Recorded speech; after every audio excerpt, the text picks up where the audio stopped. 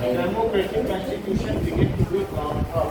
जैसे 1994 में अपार्थाइड का मतलब समझते हो, जो मार्जिनलाइज्ड होते हैं, तो मार्जिनलाइज्ड जो लोगों को उन्होंने किसने आज़ाद कराया? साउथ अफ्रीका में। बोलो बेटा इसमें साउथ अफ्रीका वाला पार्ट कट है तो ये नेल्सन मंडेला ने उनको आज़ाद कराया। हाँ। उसके बाद वहाँ पर क्या होने लगा? अपार्थाइड का मतलब है जो मार्जिनलाइज्ड होते हैं। ये जो बुक में फिगर बना हुआ है वो नेल्सन मंडेला का ही है। तो इन 1994 और उनको भारत रत्न भी मिल चुका है। ये शायद आप लोगों को लेकिन यहाँ जब आया था तो उसे सम्मान दिया गया, क्योंकि वो उन्होंने महात्मा गांधी की तरह ही अपने देश में एक अभियान चलाया और अपने देश के लोगों को अंग्रेजों से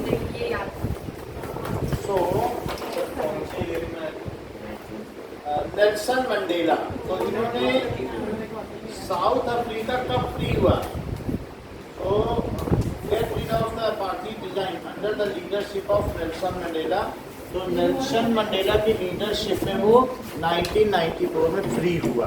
वैसे ये बात अगर ये बोलने कट गया तो कट ही गया होगा। साउथ अफ्रीका वाला पार्ट कट गया नहीं वाला। यही क्वेश्चन इसका बनता है। 1994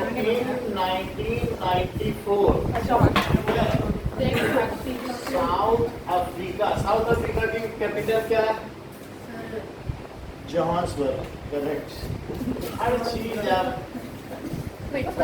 Africa God rate sir cut गया ये गॉड अपार्थाइड रह जाए। देखो अपार्थाइड का मतलब है जो रंग के आधार पर भेदभाव करे, ऐसी डिजाइन। रंग भेद नीति पे चले। डिजाइन का मतलब शासन काल। तो रंग भेद, हम गोरे हैं तुम काले हो, इस पर जो भेद करे, सो रंग भेद करने वाली डिजाइन से फ्री हो गया साउथ। किसकी लीडरशिप में? लीडरशिप ऑफ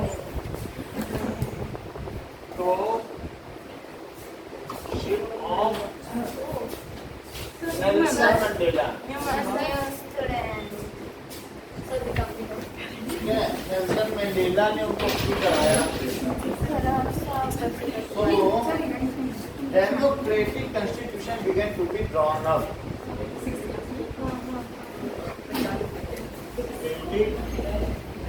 कॉन्स्टिट्यूशन उस समय हम 20 साल के थे, हमारे सामने ये जलसा मनाया गया। हाँ, क्योंकि उस समय ये हुआ कि साउथ अफ्रीका अंग्रेजों से फ्री हो गया। नेल्सन मंडेला इंडिया आए, उनको भारत रत्न दिया गया। तो हम लोग टीवी में चिपके रहते थे, देखो कितनी बड़ी बात है। हाँ, मंडेला 30 साल पहले की बात है।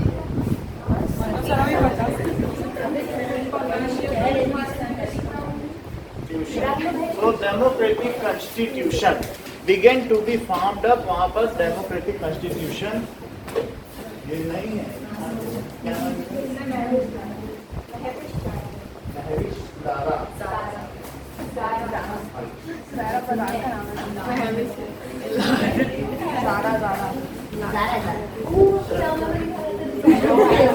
सुनो, democratic constitution now began to be drawn up।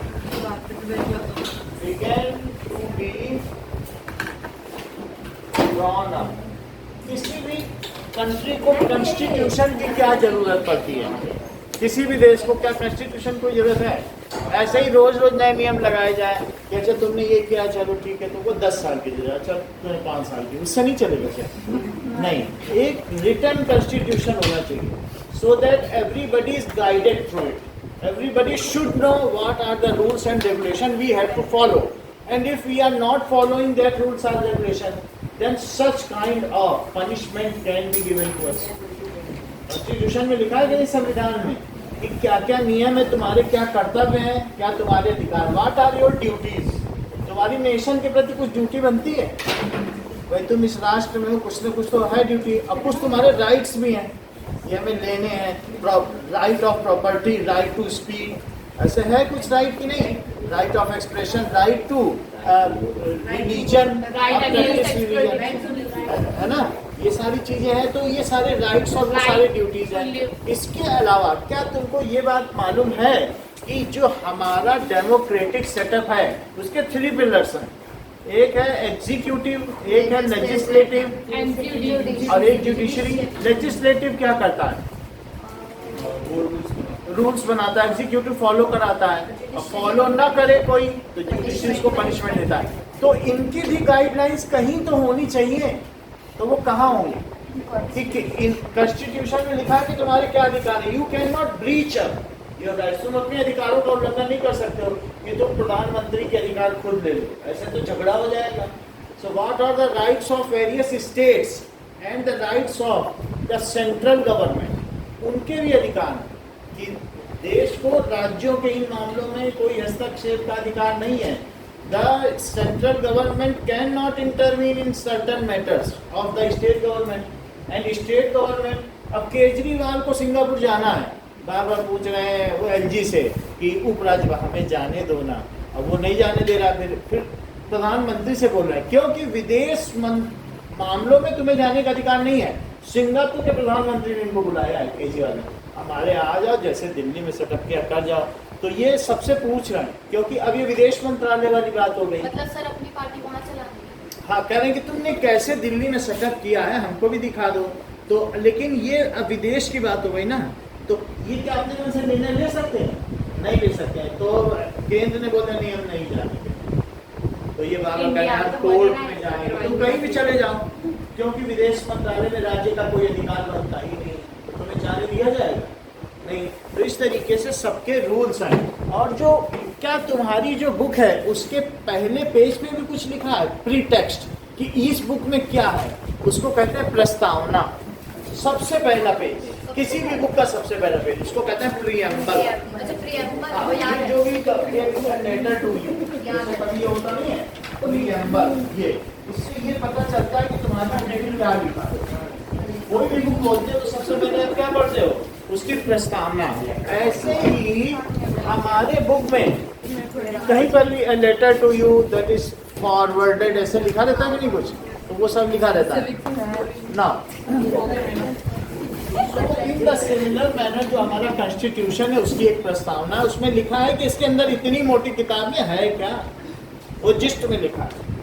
Preamble के आधार पर ही पूरी बुक चलती है, और किसी को अगर शॉर्टकट में देखना है तो प्रीएम्बल देख लो, उससे समझ में आ जाएगा कि बुक में क्या है, और वो गाइडेड हो जाएगा। अब जरा देखें, so party that ruled through operation and led the freedom struggle together draw a common constitution. इसी तरीके से हमारे यहाँ हमने आज़ादी कब पाई, we got freedom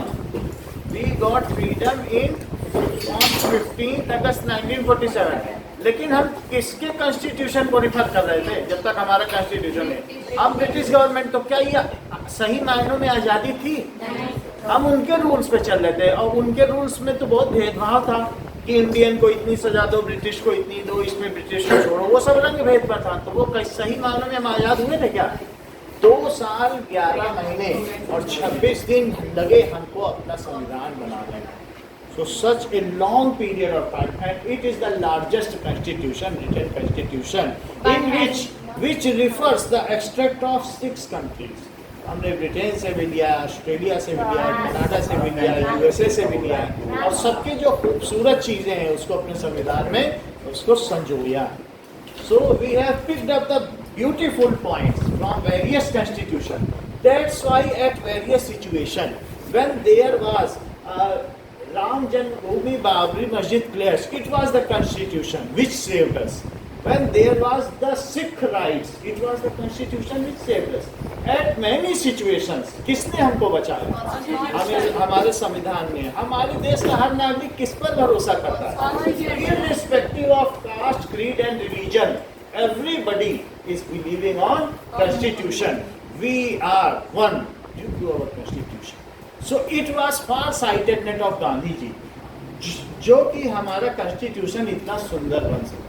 Otherwise at many points, and Ambedkar has, it was written by Ambedkar at certain point.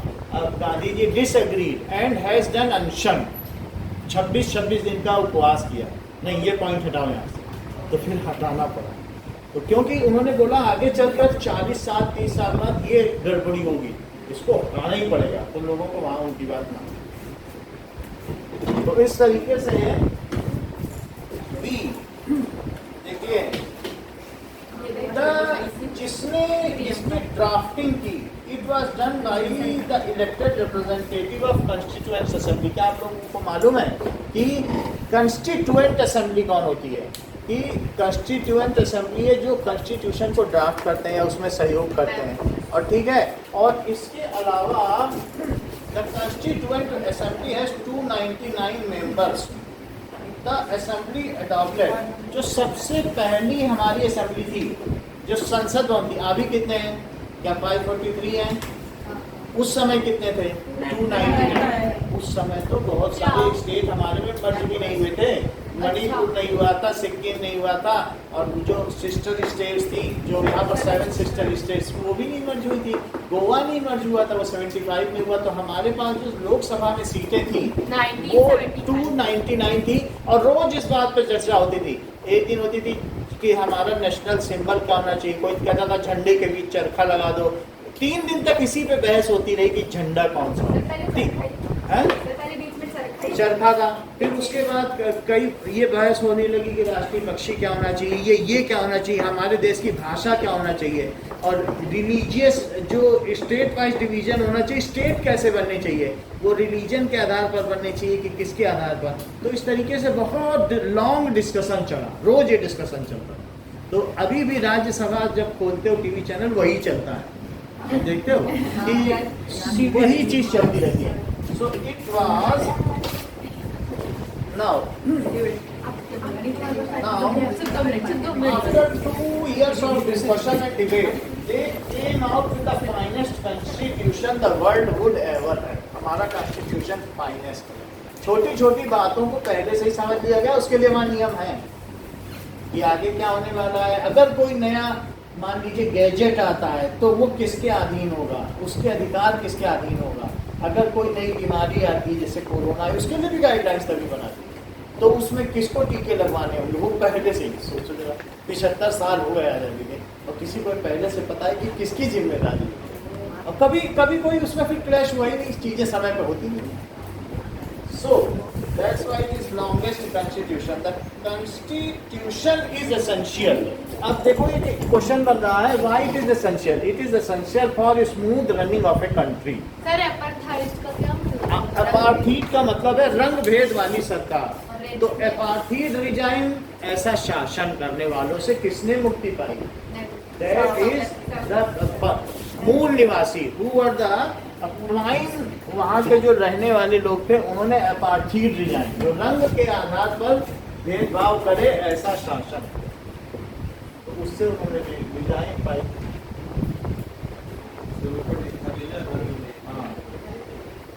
रंग भेद करने वाले शासन से नेल्सन मंडेला ने उनको मुक्ति दिलाई. अब जरा देखें आगे. नाउ नेक्स्ट पॉइंट, बात ना करें. Constitution is essential for smooth running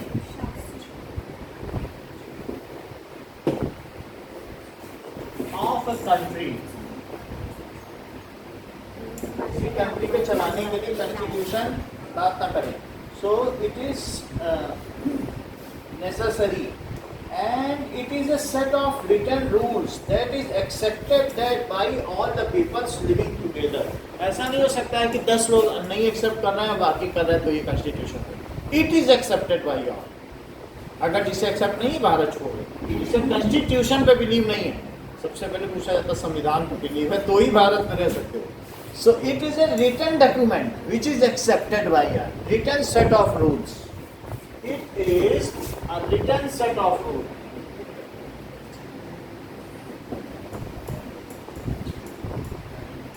ठीक है, that is accepted, that is, बहुत सारे ऐसे भी कंट्री हैं जिनका वर्बल कॉन्स्टिट्यूशन, और कई जगह तो लिखा है वो बस वर्बल का मतलब कोई लिखा नहीं है, लेकिन वो याद है लोगों को, इतना छोटा संविधान। हम अपना संविधान याद करने गए, पता नहीं कितने साल all the people living together, all the people living together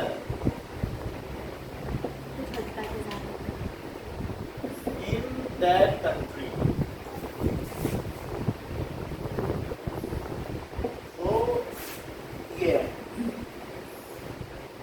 so all countries that are having constitution are democratic, but all democratic countries, ये बात कही गई है, all the countries which have constitutions are not necessarily democratic, ये नहीं कि हमारे संविधान है तो हम डेमोक्रेटिक हैं, लेकिन जो डेमोक्रेटिक हैं उनके पास तो कॉन्स्टिट्यूशन है। So all the countries,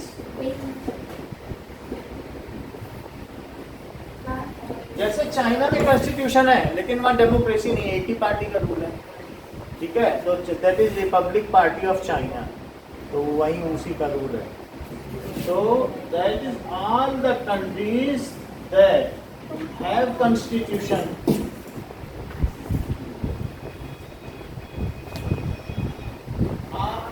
are not necessarily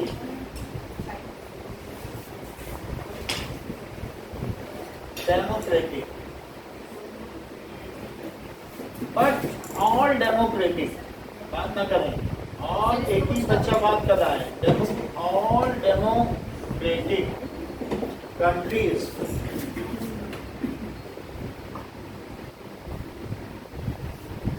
have written constitution.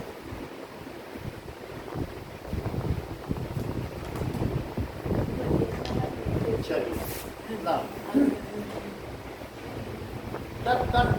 the drafting, कुछ लोगों को इसकी जिम्मेदारी दी गई, तो वो ड्राफ्टिंग कमेटी, सब लोग ये नहीं कि 299 लोग कॉन्स्टिट्यूशन बना रहे थे उस समय, लेकिन एक ड्राफ्टिंग कमेटी में 4-6 मेंबर थे, और उसके प्रिसाइडिंग मेंबर कौन थे?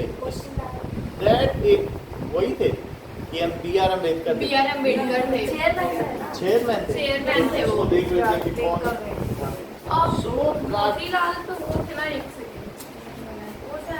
चेक करो जरा, मोतीलाल तो प्रेसिडेंट ऑफ कॉन्स्टिट्यूएंट असेंबली थे, तो वही सबसे मेन है। और बताओ क्या ड्राफ्टिंग है ना, कॉन्स्टिट्यूएंट असेंबली पूरे असेंबली के प्रेसिडेंट थे, ड्राफ्टिंग असेंबली के मोतीलाल नेहरू कॉन्स्टिट्यूशन पे थे, मोतीलाल नेहरू प्रेसिडेंट थे, नहीं प्रिपेयर्ड कॉन्स्टिट्यूएंट असेंबली के तो ये थे ना चेयरमैन, हम बात मोतीलाल नेहरू कौन थे? सर एक कौन थे रे, क्या ये रहा ना फर्स्ट का फोर्थ सही, बिल्कुल सही लिखा है। सो ये ले लो, ऐसा वाली fashion. So Motilal Nehru prepared a very good देते हैं सर, काम पूरा है, हम एक्सीलेंट देते हैं, कॉन्स्टिट्यूशन सर एक्सीलेंट देते was chairman of drafting committee। अब इसमें कुछ चीजें लिख रही हैं इंपॉर्टेंट, तो ठीक है, बड़े इम्पोर्टेंट कर रही हूँ वो तो on 16 October Lenin approached to head of Motilal Nehru जो थे क्या, वो Jawaharlal Nehru first prime minister of India के फादर थे। So was has prepared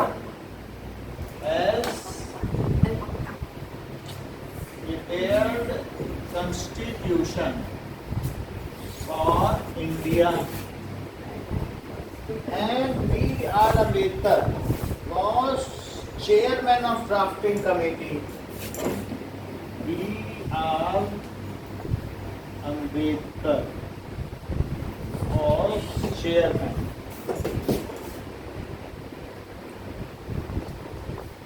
of drafting committee. तब तक ये ड्राफ्ट भारत की कॉन्स्टिट्यूएंट असेंबली उसमें सब साइन न कर दे। 299 मेंबर ने जब साइन कर दिया तब ये मान लिया कि भारत के सब लोगों ने साइन कर दिया, फिर वो संविधान बना। कितने लोग मना कर और 26 नवंबर को इसे एक्सेप्ट कर लिया गया।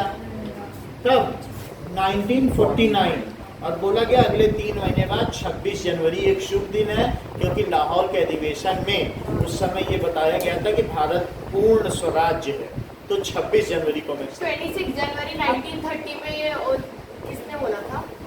लोकमान्य तिलक ने हाँ, उन्होंने बोला था कि हम भारत एक पूर्ण स्वराज्य है। उस समय फिर बना इंडिपेंडेंस में घोषित कर दिया था, तो फिर उन्होंने बोला अब इसको हम छोड़ दो। लेंगे साइन सबने कर दिया था 26 नवंबर, लेकिन 3 महीने बाद उसे बोला गया सबके लिए ओपन कर दिया कि ये हमारा संविधान।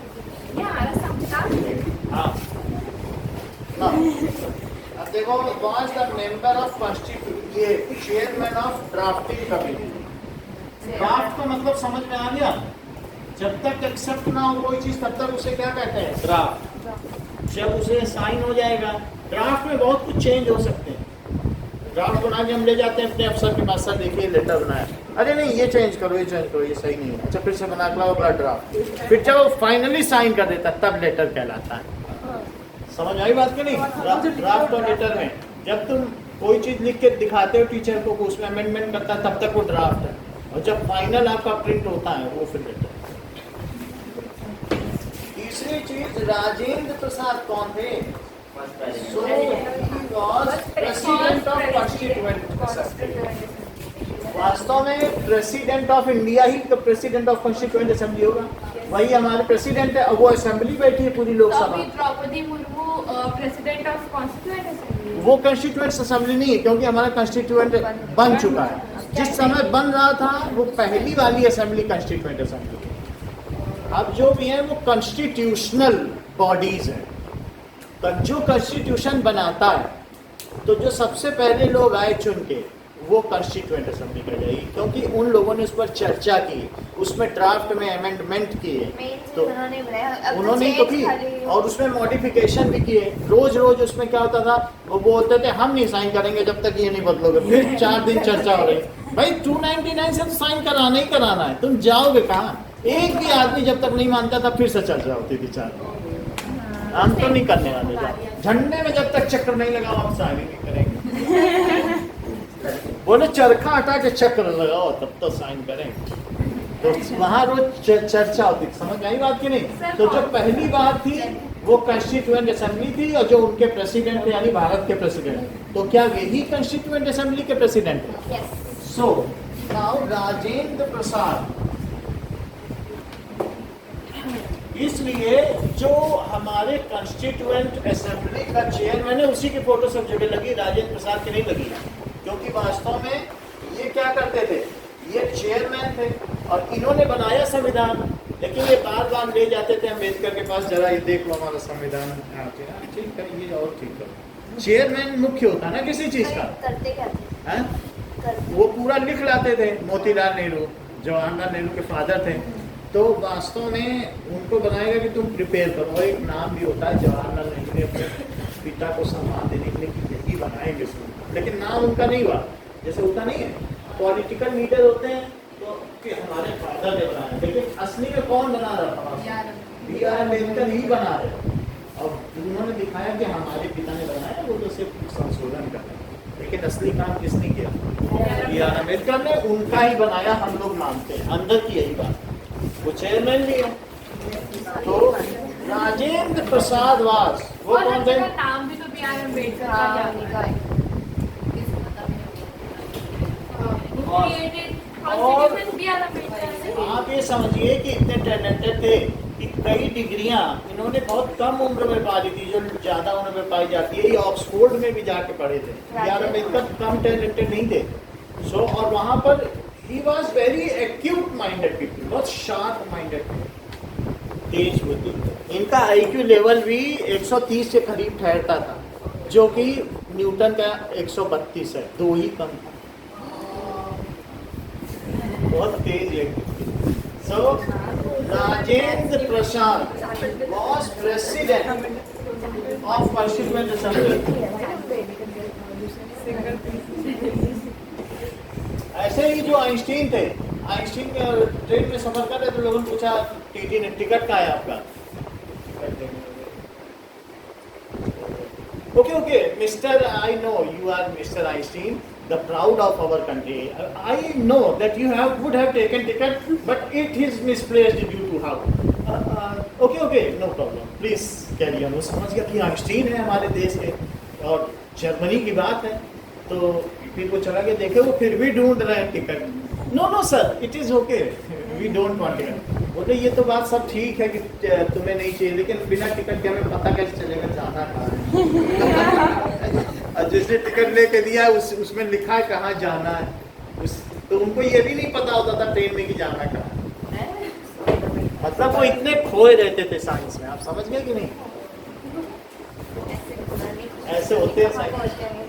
हम भी कहीं खोए रहेंगे तो मैं उस दिन प्रेसिडेंट ऑफ कॉन्स्टिट्यूएंट असेंबली, क्योंकि ये तो आप सभी लोगों को मालूम है कि न्यूटन ने प्रैक्टिकल करते करते तो वहां पर टिफिन उनकी वाइफ दे गई थी, उसमें उसके बदल में रखे हुए मेढक को खा लिया। तो उन्होंने पूछा कि वाइफ ने टिफिन तो खा लिया? बोले हाँ हमने खा लिया।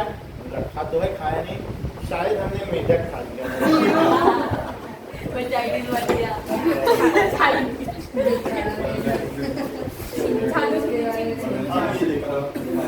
और सरोजनी नायडू कौन थी? Member of constituent assembly. ठीक है,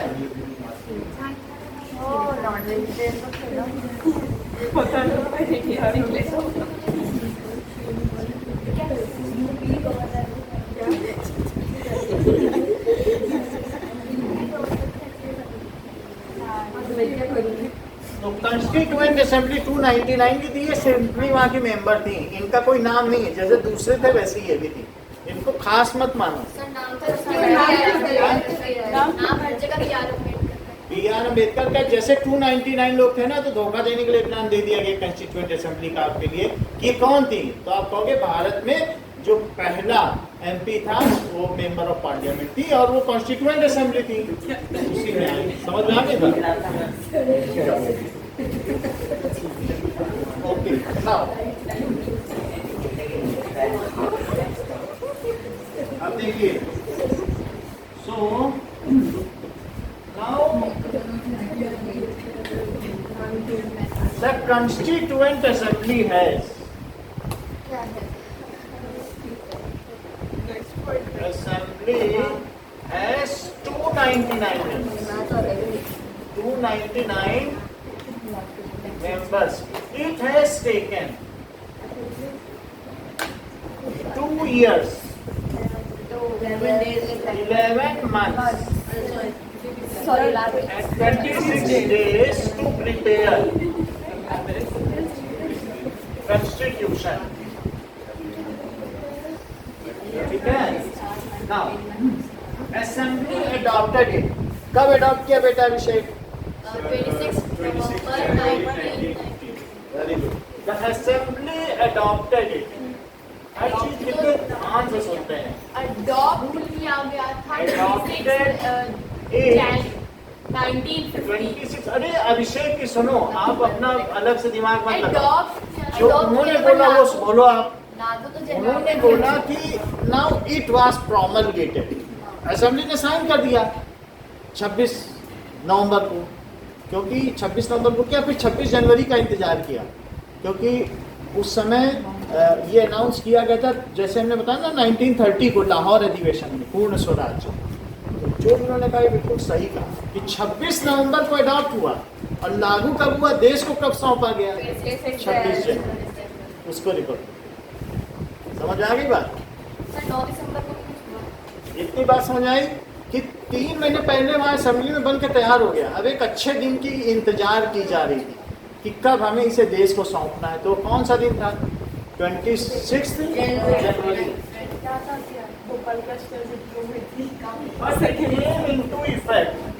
बट अब क्योंकि इतना लंबा संविधान था ना, लोगों को पढ़ने का भी समय दिएगा, 2-3 महीने पढ़ लो, देख लेना कि पेट्रोल के दाम 1 तारीख से लागू होंगे, इसे खरीद लो जिसको खरीदना, बोला जाता है कि नहीं?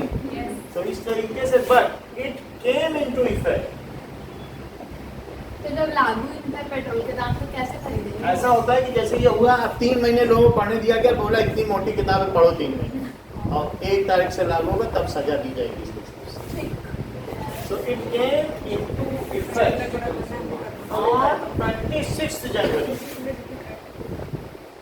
जरा देख लें, असेंबली अडॉप्टेड अलग वर्ड है और इट केम इनटू इफेक्ट अलग word.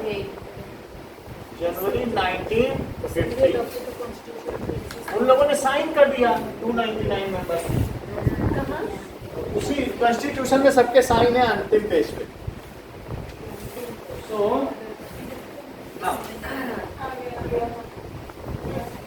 our constitution begins with a short statements of its basic value. किसी भी चीज, किसी भी किताब को अगर आप जैसे लिफाफा देखकर वो खत का मजमू भाप लेते हैं, भाई लिफाफे में क्या है, जो ऊपर लिखा हुआ है ना, उसी से देख के पता चल जाएगा कि लिफाफे में क्या है। हम वो शायरी एक तरीके से, तो हम प्रीएम्बल देखकर ये समझ जाएंगे कि अंदर क्या लिखा है। So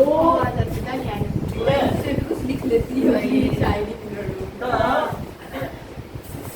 short statement of its basic value. Our constitution has, sir और कहीं जगह है क्या? क्या और कहीं देश में है क्या? और किसी देश में है? ये खाली इंडिया में ही? सब जगह प्रीएम्बल सब जगह होता होगा, प्रीएम्बल सबका है। सो आवर कॉन्स्टिट्यूशन, आपके बुक में भी प्रीएम्बल बड़ा सजा के लिखा है। So our constitution begins with, सजा के लिखा है। हर पेज में किनारे डिजाइन बनी है हमारे कॉन्स्टिट्यूशन। हाँ सही आवर है। Constitution begins with a short statement.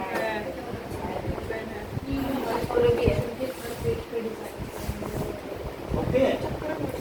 Of its basic value. Of its basic value क्या है? So the guiding value of constitution are given below. और वही क्या चीज बताता है? It provides a standard to examine and evaluate any law and action of government. So it is the soul of Indian Constitution. ये संविधान की आत्मा है, जो preamble. It is called preamble. इसे क्या कहते हैं? संविधान की प्रस्तावना। It is called preamble.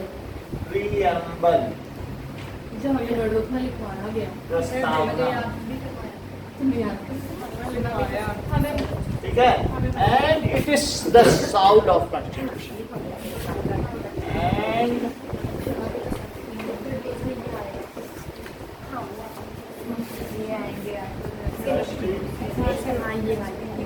अब जरा देखो, We the people of India, हमारा कॉन्स्टिट्यूशन का प्रीएम्बल क्या है? We the people of India have solemnly resolved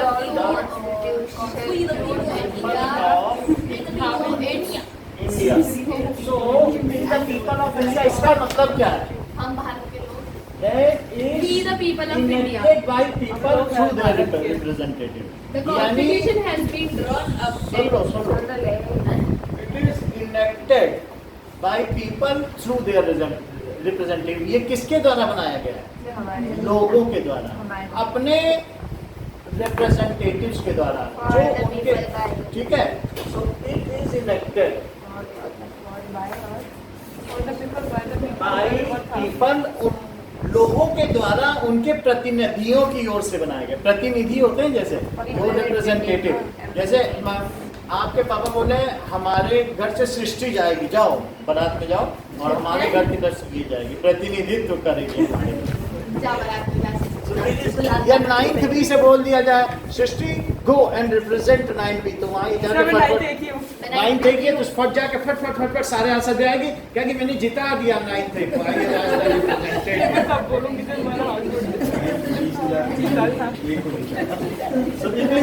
मतलब या फिर नहीं बताया तो वहाँ पर बोल आएगी मैं तो 9th बी की हूँ, 9th बी की जीत हो गई। मतलब 9th नहीं बोलेगी, बता दिया तो 9th बोलेगी, और ना बता पाई तो दूसरे क्लास की बेइज्जती करना, कहेंगे अपने क्लास में इज्जत बचाएगी। फिर बोलेंगे फिर 90 से कौन आया है? हाँ? फिर बोलेंगे 90 से कौन आया है? अक्षित तो एक So आदमी it is से पाया। elected by now. They would underestimate the power of It is elected by people. Akshit man. बात न करें through their representative. ये लोगों के द्वारा बनाया गया है, उनके प्रतिनिधियों के द्वारा। Second, we the people of India. फिर उसके बाद क्या है? Sovereign. Now People are sovereign. Akshit, संप्रभु का क्या मतलब है? so देख ध्यान से सुनिए, वो बता रहा है। हाँ बोलो बेटा। यस, देखो है सही देखा आप लोगों ने, ऐसे होते हैं तेज बच्चे। So people have the supreme right to make decision. लोगों को अधिकार है, we are self sufficient to take our internal matters decision and external matter decision, and nobody or no country has any right to interfere in our internal or external matter. क्यों? क्योंकि हम संप्रभु राष्ट्र हैं, हमारा राष्ट्र है, हम अपना, हमें अंग्रेजों की जरूरत नहीं कि हमारे इस पर जरा निर्णय दे दो, या किसी और देश की जरूरत नहीं है। So we are self sufficient, समझ आई? सोवरेनिटी। और कोई भी देश नहीं चाहता कि उसकी सोवरेनिटी पे कोई बोले, उसके मामले में कोई बोले, कोई पसंद करेगा? तुम्हारे घर के मामले में बोले ये क्या तुम कर रहे हो, आज तुम्हारी इडली बनी, इडली क्यों बन नहीं तुम्हारे यहाँ? तुम्हें अच्छा लगेगा? तुम बोलो हमारा घर है, हम इडली बनाए, चूहा बनाए। इसका मतलब ध्रुव बनाए।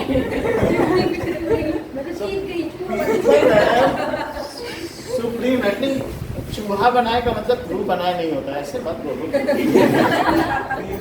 Supreme right.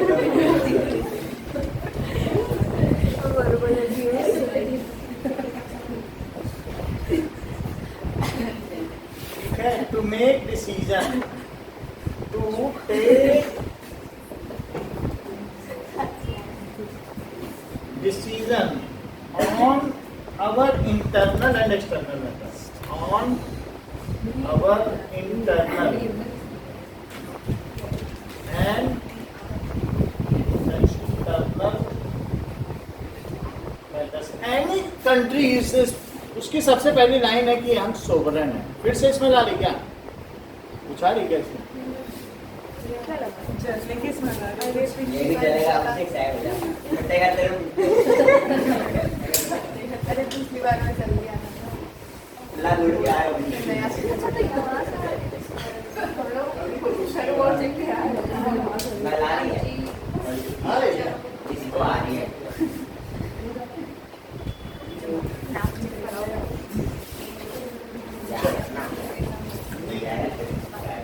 So, any country is a sovereign country. कोई भी कंट्री क्या होता है? सोवरेन कंट्री होना जरूरी है, नहीं तो गुलाम होगा। अगर सोवरेन नहीं होगा तो दूसरे लोग अगर निर्णय लेंगे तो सोवरेनिटी चली जाएगी कि नहीं जाएगी? बोलो, बात समझ में आई ऐसी का कि नहीं आई? सोवरेनिटी कहीं कहीं हिंदी में बोलते हैं, आपको नहीं समझ आए तो पूछ लिया करो, अदरवाइज हम उसको इंग्लिश। उसे हिंदी आती है, मेरे से तो अच्छी आती है? आती है। हाँ। सोशलिस्ट का क्या मतलब है? देखो सोशलिज्म कल पढ़ चुके हो, तो सोशलिस्ट का क्या मतलब है कि वी आर सोवरेन सोशलिस्ट। हम गरीबों को ऊंचा करने के पक्ष में हैं और अमीरों को उनके सबको एक जैसा बनाना। सोशलिज्म का क्या मतलब है कि we want that equality in economics, equality in terms of rights, in terms of politics. इसको कहते हैं सोशलिज्म। सबको समान अधिकार देना, यही तो समाजवाद है। जो कल पढ़ा था वही सोशलिज्म इन यूरोप, वही सोशलिज्म हमारे यहाँ। रिजर्वेशन। लेकिन हम लोग इम्पोज नहीं करते सोशलिज्म, हम धीरे धीरे सोशलिज्म करते। हम कोई लेनिन की तरह नहीं है या स्टालिन की तरह नहीं कि इम्पोज कर दिया कि वहाँ पर सबको एक साथ सबकी जमीन ले ली। स्टालिन ने यही तो किया था 1930 में। लेकिन हम धीरे धीरे कचरे धीरे के ऊपर वाली बिल्ली की तरह करते हैं। wealth is generated socially and should be shared equally by society. तो जो रिजर्वेशंस होते हैं एग्जाम में, हाँ। वो आएंगे इसी में सोशलिज्म। जनरेटेड, अगर मान लो हमारे यहाँ ये जो छोटी कास्ट है अगर वो उनके बराबर आ जाती है, बड़े के बराबर, फिर हमें जरूरत नहीं पड़ेगी reservation. So wealth is generated socially and distributed, shared equally. इसका एक एग्जांपल देता हूँ, शेयर्ड इक्वली बाई सोसाइटी। पहले लोग क्या करते थे, जो रिजर्वेशन था, जो टॉपर्स थे, ये शेड्यूल्ड कास्ट के, वो जनरल सीट से जीत जाते थे, और फिर जो बच जाते थे वो अपनी रिजर्व सीट से लड़ते थे। अब सुप्रीम कोर्ट ने कह दिया ऐसा नहीं है, तुम जितने भी तुम्हें 30% रिजर्वेशन मिला है, इसी में तुम लड़ो भिड़ो, तुम जनरल सीट में नहीं जा सकते हो। अब जनरल में वो नहीं जा पाते हैं। कई बार जो इनका रिजर्व सीट होती है ना, उसका टॉपर जनरल से भी ज़्यादा नंबर ले आता है, यानी तुम्हारा अलग सेगमेंट है, तुम इनकी सीट ना लो। पहले जो उनके टॉपर्स थे कहते थे हम जनरल में सेलेक्ट हो गए, और फिर जो जनरल में नहीं हुए फिर कहते थे अब हमारा कोटा कहाँ, फिर अपना भी कोटा लेते थे, इनका भी लेते थे। बात समझ आई कि नहीं? जैसे तेज लोग हैं तो तेज लोग कहेंगे कि हम तो जनरल से सेलेक्ट होंगे, जनरल में सीट पा गए कि नहीं। जनरल की कैटेगरी पहले हायर रहती थी, तो जनरल में कैटेगरी होती थी 98% वाला टॉपर है, और जो लास्ट कट ऑफ था 70 के बाद किसी को नहीं, 70 तक सब खत्म। और जो इनकी शुरुआत होती थी ये 40 नंबर ही पाते थे। समझ आई बात की नहीं? तो इनका कट ऑफ 40 से शुरू होकर -5 तक जाता था। -5 का मतलब निगेटिव मार्किंग भी होती थी, तो कुछ लोग 5 गलत करके वो भी सेलेक्ट हो जाते थे। तो अब वो भी ये इनका रिजर्वेशन था, नंबर भी नहीं आया, ऊपर से 5 गलत किया वो भी सेलेक्ट हो जाते। और ये लोग जितने इंजीनियर बनाते थे, जितने पुल बनाते थे, सब टूटते थे, देश का भट्टा भी बैठाते थे, क्योंकि आता ही नहीं था। जो 2 साल का कोर्स होता था वो 5 साल में पास करते थे। तो जो IIT के टीचर थे वो भी माथा पीट लेते थे, इनको कौन पढ़ाया, उनको सुबह शाम एक्स्ट्रा क्लास लेनी पड़ती थी। तो अब कह दिया गया है कि अब ये उनमें मान लो कोई एक टॉपर निकल गया बहुत, अब वो ले आया 80 नंबर, कहता हम तो जनरल में जाएंगे, तुम बाकी लोग मजे करो अपने, वो जो 30 सीट है ना हम इसमें से नहीं सेलेक्ट होंगे। जिसके आगे 80 नंबर वो उसमें नहीं ले रहा, कह रहा हम अपना कोटा क्यों खराब करें, हमारी जाति का भला होगा। तो 80 नंबर वाला जनरल से सेलेक्ट हो गया। ऐसे मान लो 10-15 इधर जनरल से सीट ले लिए, और फिर उनके कट ऑफ का जब खत्म हुआ तो अब हमारा कोटा का लाओ 30 सीट हमारी। समझ में आई? तो ये गलत है कि नहीं?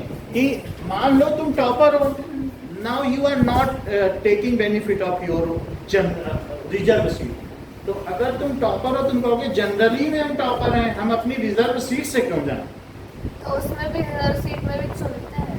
रिजर्व सीट्स हैं, तो रिजर्व सीट में जो 80 कैंडिडेट है उनकी अलग लिस्ट बनेगी, और उसमें से 30 लोग लिए जाएंगे। मान लो 100 सीट है, लेकिन तुम तो इतना ऊंचा कर बैठे हो BR अम्बेडकर की तरह, तुम जनरल के टॉपर से भी टॉपर निकल गए हो। कहते हो मेरी 30 सीट सुरक्षित, मैं तो इसमें जाऊंगा, इस वाले लाइन, इस गेट से अंदर घुस जाऊं, उधर मेरे 30 बंदे अंदर घुस जाएंगे। कुछ 100 लोग घुसने कि नहीं? अब तुम तेज हो इनमें, तो जैसे 11 आदमी तेज है, वो बीच में लग गए तेजों में कि हम 70 में से जाएं, और जो लद्दड़ हैं तो घिसे पिटे, तो वो सब क्या होंगे, अपनी सीट से -5 वाले उससे निकल जाएंगे। तो इधर से भी कुछ पहुंच गए, उधर से भी कुछ पहुंच गए। लेकिन सुप्रीम कोर्ट ने कहा no, you should go, your entry is restricted to this gate only. तुम 98 ना 95, तुम वहां नहीं जाओ। समझ में आया? तो डबल फायदा ले लो। अब सोशलिज्म में वो कट ऑफ हो गया जो तुम्हारा है उससे। ओके, तो थोड़ा सा इससे ये फायदा हुआ है कि अब -5 हट गया, तो तेज से जाएगा। रिजर्वेशन में पहले से -5 हाँ होता ही था, वो सीटें भर ही नहीं पाती थी। ऐसे सर ऐसे 30 सीट हुआ है ये शुरू में, जब ये रिजर्वेशन दिया जाता था, मंडल कमीशन आई, ये सब होता रहा, निगेटिव मार्क्स वाले IIT में जा रहे थे, और फिर वो लास्ट में 5 साल खराब करके घर भी बैठ जाते थे, कभी पास ही नहीं हो पाते, वो पास हो भी नहीं सकते। जो टैलेंटेड नहीं है वो क्या पास होगा, उसे प्रोफेसर हटा देना चाहिए ऊंची पोस्ट से उनको। ये सब जो 4th ग्रेड कर्मचारी वहाँ दो रिजर्वेशन, क्लर्क में दे दो, ऊंची पोस्ट पे नहीं देना चाहिए। Now socialism. अब इसके अलावा सेक्युलर क्या होता है? नेक्स्ट पॉइंट है Government have citizens have complete freedom to follow any religion. That is, government will not favor any religion. Government के द्वारा किसी रिलीजन को फेवर नहीं किया जाएगा, भले फ्रीडम है कोई भी। No government will not promote any religion. वैसे हमें तो लिखना है कि सिटीजन तो वो तो लिखा है नीचे। Follow and government will not promote any There is religion. no government किसी official- तरफ से कोई ये नहीं कहा गया कि हिंदू राष्ट्र है, मुस्लिम राष्ट्र है या बुद्ध राष्ट्र है।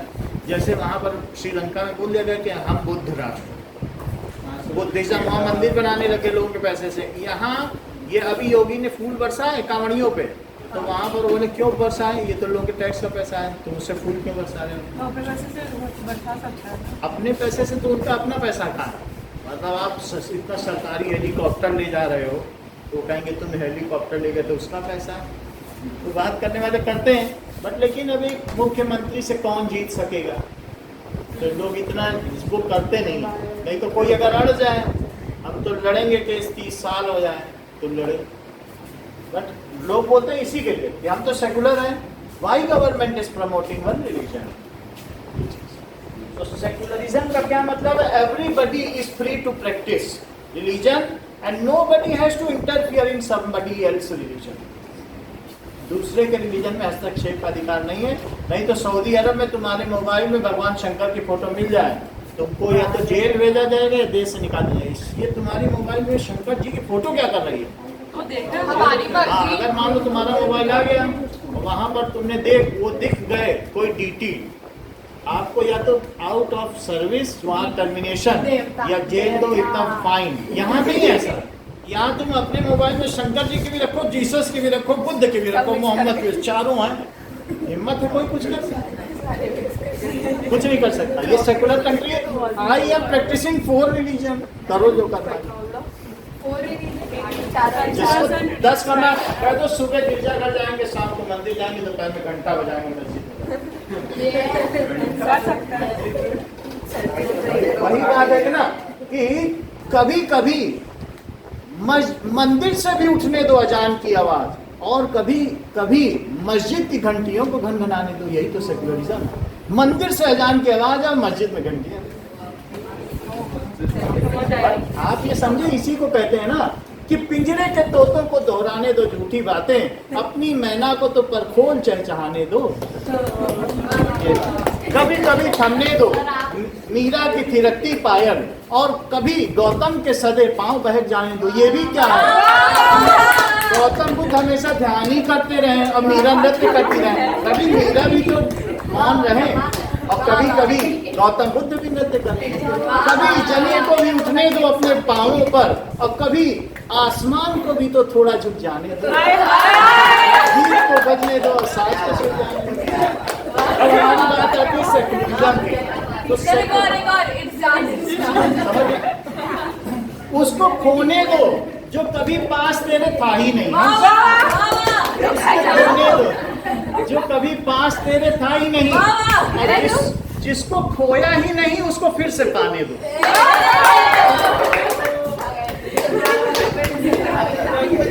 अब आगे की बात करें। सेक्युलरिज्म का मतलब समझ में आ गया ना? इसका मतलब है कि हम सेकुलर हैं, हमारी जो मर्जी सो सेक्युलरिज्म का मतलब है government will not favour any religion. Sir तब इंटरफेयर तो करेंगे ना जब कुछ मतलब फंडामेंटल राइट इन सब का अगर होगा। आप अपने जैसे दूसरे के रिलीजन में इंटरवीन करते हो, धर्म परिवर्तन करते हो, तब फिर गवर्नमेंट आपको और अगर रिलीजन ही ऐसा होता है तो उस पर एक्शन होता है। सर अगर रिलीजन ही कुछ ऐसा काम करा रहा है लाइक रिलीजन करा रहा है तो भी इंटरवीन करेगी। अगर वो फाउल वर्क कराएगा तो इंटरवेंशन होगा। प्रचार भी कर सकते हो, इंडिया में ये भी है। तुम अपनी पॉम्पलेट बांटो, किताबें फ्री में बांटो, लेकिन तुम दूसरे को जबरन पैसे दे के धर्म परिवर्तन नहीं कर सकते। सुनता है, होते हैं तो प्रचार वाले को नहीं पकड़ सकते हैं। प्रचार सब लोग करते हैं, ये इस्कॉन वाले करते हैं, भगवत गीता बांटते हैं, वो नहीं पकड़ सकते। तुम प्रचार करो अपने धर्म का, सम्मेलन करो, जगह जगह होते हैं कि नहीं? कितने लोग वहाँ वाणी बोलते हैं, और फिर कुछ होता है आशाराम बाबू की वाणी चलती है, फिर कभी जेल भी चले जाते हैं। इस तरीके से होता है कि नहीं होता? So government will not promote any religion. State promoted नहीं होगा, ऑफिशियल रिलीजन कोई ऑफिशियल रिलीजन नहीं है। एनी रिलीजन नेक्स्ट देखिए, what does it mean by democratic? Demos का क्या मतलब होता है? ये बिल्कुल ठीक कह रही हैं। जैसे इन्होंने बताया, डेमो, डेमो का मतलब होता है पीपल, अक्रेसी मतलब रूल, तो पीपल का रूल। ओके, जैसे डेमोगॉग, डेमोगॉगरी नाम तो सुना होगा। डेमोगॉगरी यानी पीपल के प्रति एक अच्छा उपदेशक, पीपल को उपदेश देना। गॉगरी का मतलब उपदेशक।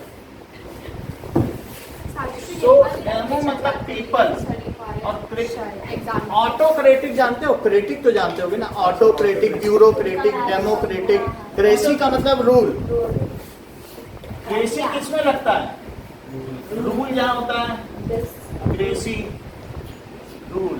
भगवान का शासन हो तो दियोक्रेसी, दियोक्रेसी वो कहे मतलब कि अल्लाह का रूल है, अल्लाह का शासन है, तो दियोक्रेसी, वही सब कर रहे हैं।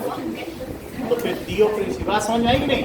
तो बहुत तरीके की क्रेसी होती है, और उसी में कभी कभी ऐसे होती है कि ऑटोक्रेसी, ब्यूरोक्रेसी, दियोक्रेसी, डेमोक्रेसी, मतलब जो भगवान लिख के गए होंगे उसी को आप माने।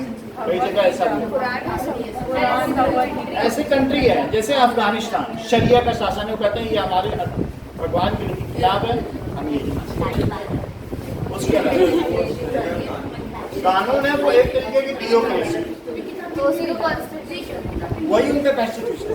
जो धार्मिक लोग लिख के जाएं और वही मान लिया जाए, मतलब वो अच्छा शासन नहीं माना जाएगा, क्योंकि पब्लिक और सोसाइटी ग्रो करती है। तो अगर हम उसे बदलेंगे नहीं तो फिर हमारी सोसाइटी पीछे नहीं रह जाएगी। तो फिर सोसाइटी के ग्रो करने के लिए हम अपने डेमोक्रेसी में कितना परिवर्तन कर चुके हैं मालूम है? कॉन्स्टिट्यूशन में 75 अमेंडमेंट्स हुए हैं। तो बदलना चाहिए समय के हिसाब से। अगर नहीं बदलेगा तो हम समाज में पिछड़ जाएंगे। अफगानिस्तान आज तक एक भी कोई रॉकेट तक नहीं बना पाया। तो जब तुम मॉडर्न अपने आप को करोगे, पूरा आजाद हो, ऐसा ही है सब सपोर्टर वही है, सब एक ही जैसा है। अब आगे देखो, डेमोक्रेसी का मतलब सब पढ़ो, बुक में क्या लिखा है वो रखो, किताब किसकी है? तो democracy form of government where people enjoy equal political rights, elect their rulers and hold them accountable. The government is run according to some basic rules. a form of government.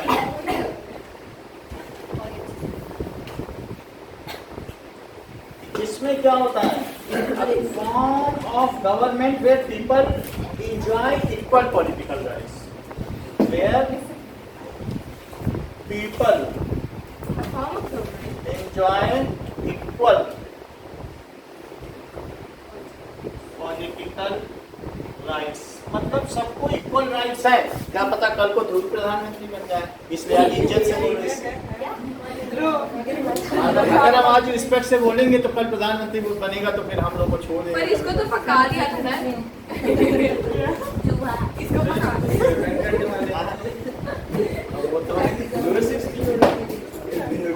हाँ,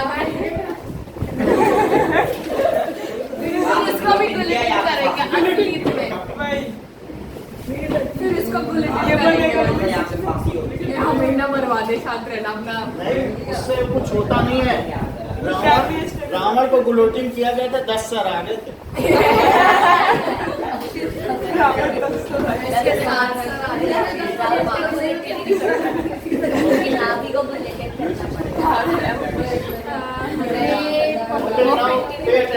Republic. The head of the state is an elected person and not a hereditary position. Yes.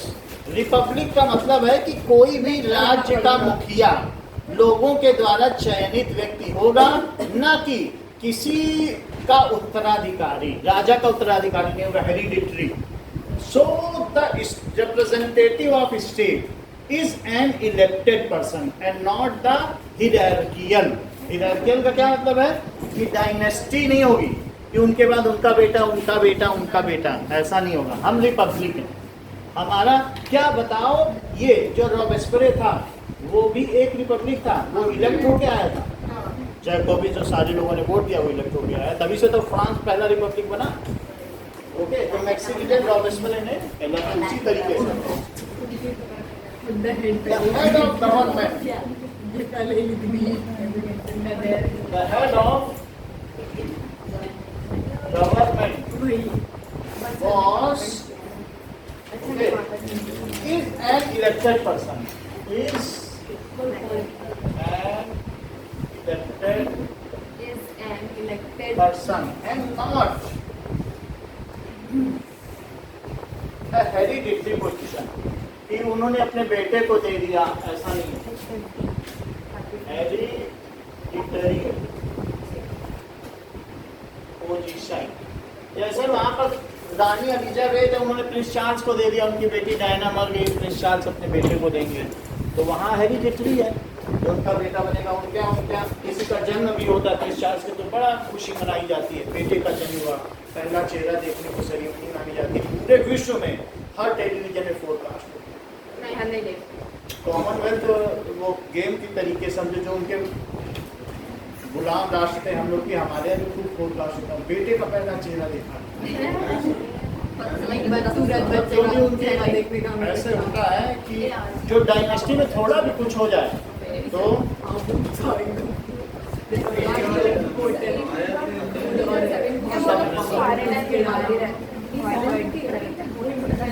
और वो सारे इशारे अपने purse से देती हैं जो एलिजाबेथ,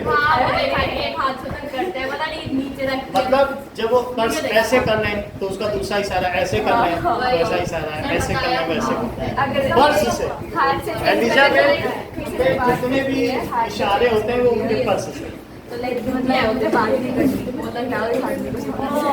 ओके, जस्टिस। सर मैं बताऊंगा, citizen cannot be discriminated on the grounds of caste, religion and gender. Social inequalities have to be reduced. Citizen cannot be discriminated on basis of caste. जैसे तुम कह दो कि हम तुमको मकान नहीं देंगे, तुम भंगी हो, चमार हो, और फिर ऐसा किसी ने किया तो वो फिर मोबाइल में रिकॉर्डर ऑन किया था, बोला देखो हमको ऐसे ऐसे बोल रहे हैं, ओके जुडिशरी ने कहा 2 लाख रुपए ने दो, तुम डिस्क्रिमिनेट नहीं कर सकते। ऐसे अगर कोई किसी को रिलीजन के आधार पर नहीं हम तो मुस्लिम को नहीं देंगे और तुम लोग मीट खाते हो और हम लोग तो हमारे यहाँ प्याज भी नहीं खाया जाता, हम नहीं, वो सुना दिया। देखो हमें बोलते ऐसे लोग होते हैं ना, ब्राह्मण लोग, हम प्याज नहीं खाते, तुम मीट खाते हो, हमारा घर पवित्र हो जाएगा और तुम भी नहीं दे सकते। तो फिर वो उसने सुना दिया रिकॉर्डिंग जाके, देखो हमको ऐसे बोले हैं, 2 लाख रुपए दे। तो तुम अगर किसी को इस पैसे तो तुम बहाना बना के भले कह दो कि नहीं देंगे किराए पे घर, लेकिन तुमने अगर किसी को ये बोला भंगी हो, चमार हो या ये हो या ये हो, तुमने किसी कास्ट पे बोल दिया, तुमने डिस्क्रिमिनेशन। अगर एक पीपल दूसरे से ही भेदभाव करेगा तो उसके ऊपर फाइनेंशियल कुछ न कुछ लगी जाए पनिशमेंट। समझ में आ गई बात की नहीं? ये देखो, justice, citizen cannot be discriminated even on the basis of boys and girls। कहेंगे कि हमारे यहाँ लड़कियों को कम वेतन मिलेगा, लड़कों को ज्यादा, तो ऐसा होता है। कहेंगे कि ये जो ऐसा होता है भाई कि ये जो है कम तसला उठाती हैं बोरी का और लड़के 10 तसला उठाते हैं, ये 8 ही उठा पाते हैं। नहीं जैसे हाँ वो बोलेंगे, जैसे ऐसे होता नहीं है कि मजदूर ज्यादा काम करते हैं और जो औरत मजदूर है वो कम करेगी, तो ऐसा हुआ है कि लेबर में हम भी जाते हैं रत्नाडा में, तो कहते हैं इस मजदूर की दिहाड़ी 450 है और ये लेडी जो खड़ी इसकी 300। वहाँ रेट तय, क्योंकि सबको ये बात मालूम है कि इनसे अगर तुम ईंटें उठाओ 20 तो लेडी नहीं उठाएगी, और मजदूर से कह दो 20 ईंटें उठा दो, हाँ चलो कहाँ चले चलो। तो अब आपकी मर्जी है आपको कैसा काम कराना है, समझ में आई बात की नहीं? तो ये डिस्क्रिमिनेशन है, लेकिन डिस्क्रिमिनेशन होने पर भी चलता है क्योंकि आपको वो काम उस मामले में दे रहा है। बट लेकिन अगर ऑफिशियल पोस्ट है IAS अधिकारी, वहाँ डिस्क्रिमिनेट नहीं कर सकते क्योंकि वहाँ मजदूरी का काम थोड़ी ना है। वहाँ पर अगर ऐसा कोई कर दे तो फिर हटिया खड़ी कर, क्लर्क में नहीं डिस्क्रिमिनेशन था, बैंक में क्या अलग अलग वेतन है, और ज्यादातर लेडीज ही डिपार्टमेंट में चले जाना ही। कभी कोई गया है क्या? तो जाना मोस्टली 2 ही 3 जेंट्स हैं, सब ladies department. Even reservation, bank reservation में ज्यादातर लेडीज हैं। तो जस्टिस का क्या मतलब है?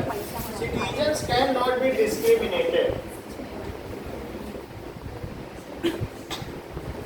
नॉर्वे की बात नहीं सुनी? एक मम्मी ने एक बच्चे को थप्पड़ मार दिया, 3 महीने की जेल हुई, उसने फोन कर दिया। हाँ, उसने फोन कर दिया, मुझे जो है टॉर्चर हो रहा है।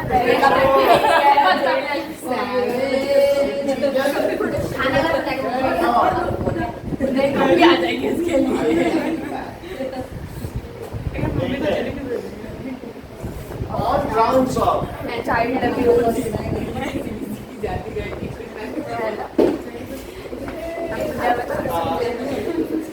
on grounds of caste, religion and gender। बहुत तेज मारा मैंने।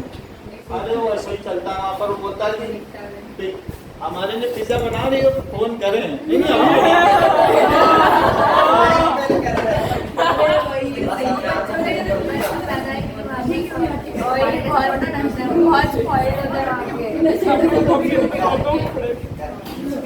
अब देखो लिबर्टी, तुमको छड़ी घुमाने की स्वतंत्रता है, लेकिन इतनी भी नहीं कि किसी के सर पे लग जाए। So you have full freedom to live your life until unless you are bothering somebody. तुम किसी को जब तक गड़बड़ नहीं कर रहे हो, किसी को परेशान नहीं कर रहे हो, तुम आज़ादी से जियो। स्वतंत्रता इसमें ये नहीं कि तुम यहाँ पर 4 भोंपू लगा के 3 भोंपू लगा के पूरी रात जगराता कर रहे हो या कुछ भी कर रहे हो, तो वो सब नहीं चलेगा। लिबर्टी नहीं कर सकते। There are no unreasonable restrictions on citizens in what they think, how they wish to express their thought, and the way they wish to follow their thoughts in action। तुम्हें किसी भी देश के राज्य में जाकर अपना बिजनेस करने की स्वतंत्रता है, अपनी तरह से जीने की आज़ादी है, जो चाहो वो काम करो। हाँ, वो नारकोटिक्स का काम नहीं होना चाहिए, नशेबाजी का। तुम नारकोटिक्स नहीं कर सकते, नारकोटिक्स या ओपियम अफीम का काम नहीं कर सकते। नशे की चीज होती है, जैसे चरस, गांजा, वो सब नारकोटिक्स डिपार्टमेंट पकड़ लेगा। खूब पकड़े जाते हैं गांड में।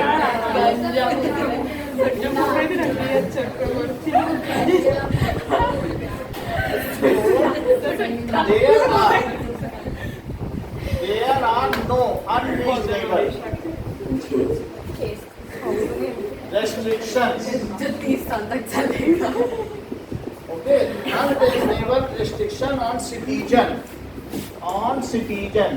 ये फ्रांस की तरह नहीं है कि तुम्हारे मुंह पे पट्टियां बंधी हो, जब तक चाहो बैठ कर सुन सकते हो, बट बोलने की आज़ादी नहीं है। फ्रांस में ऐसा रूल हो गया था कि वहाँ मुंह में पट्टी बांध दी जाती थी कॉन्फ्रेंस हॉल में, पूरे 6 घंटे तक विचारो, बट बोल कोई नहीं सकता। You can think whatever you can think, but you cannot express।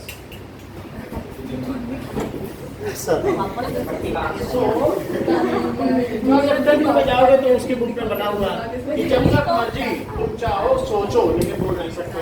No unreasonable restrictions, ठीक है? No unreasonable restrictions on the citizens. What they think, बात ना करें, नोट करें। What they think, how they wish to express, or how they wish to express। On the citizen, on the sir ये मेरे को परेशान कर रही है, इस पे मैं केस कर दूँगी। sir, आपने citizen दो भाई।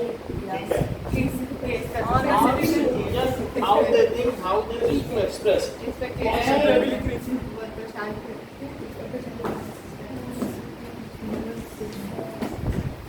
Bring it into action। कोई भी चीज है, it into action। कुछ भी सोच सकते हो, कुछ भी अपनी भावना व्यक्त कर सकते हो, और अपनी की व्यक्त की भावना को कार्य रूप में परिणित भी कर सकते हो। सर वो क्या लिखा है? You can convert it। आप उसे क्या कर सकते हैं? You can convert it into your actions। ये भी बात है। तो हर तरीके की सुविधा दी गई है, जब तक वो किसी को परेशान जब तक कि वो किसी को परेशान न करे, और किसी भी राज्य में जाकर आपको आज़ादी है। और ये भी एक तरीके की आज़ादी है, जब तक चाहे सोचें, लेकिन मुंह बंद है, बोलने का अधिकार नहीं है शाम तक विशेष। फ्रांस की राज्य की इधर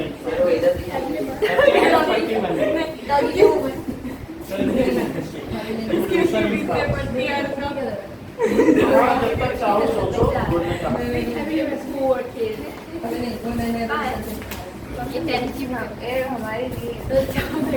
जब तक चाहो सोचो, मुंह में पट्टी बनी है, बोलने का अधिकार। हाँ, वो खतरनाक डॉग जिसके मुंह में ऐसे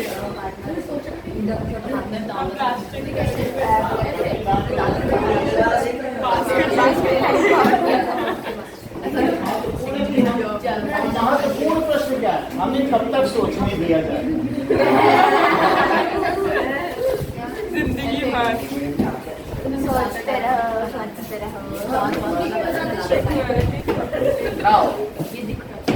लिबर्टी इक्वालिटी का क्या मतलब है?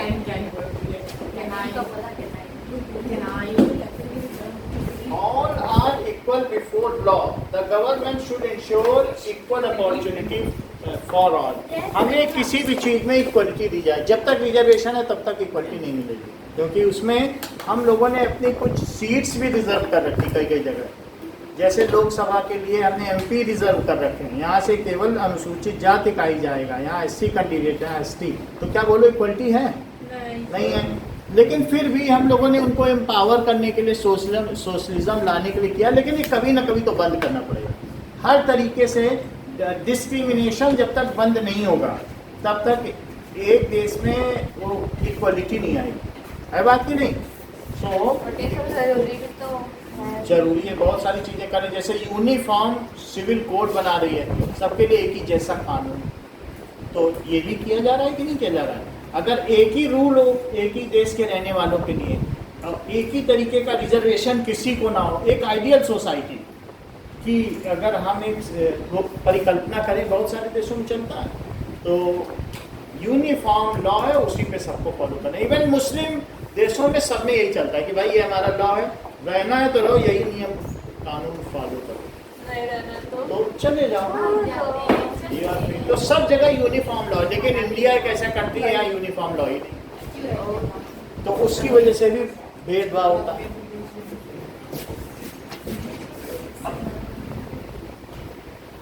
आगे की बात देखें, मान लीजिए कभी राष्ट्रपति हमारा मुस्लिम बन जाए और उसकी 4 पत्नियां हों, तो क्या वे चारों राष्ट्रपति भवन में बुलाएंगी? इसके लिए कोई संविधान में नियम नहीं है बात की नहीं? राष्ट्रपति रहता है तो क्या 4 उसकी वाइफ वहाँ नहीं रह सकती हैं, क्योंकि वहाँ उनके लिए अकोमोडेशन नहीं होगा, ऐसा नहीं होगा, तो इसके लिए हमारे संविधान में कोई प्रावधान ही नहीं है। तो फिर क्या रखा जाए? इक्वलिटी का मतलब है all are equal before law। और 3 तलाक तो चौथे का क्या होगा? 4 है ना उसकी।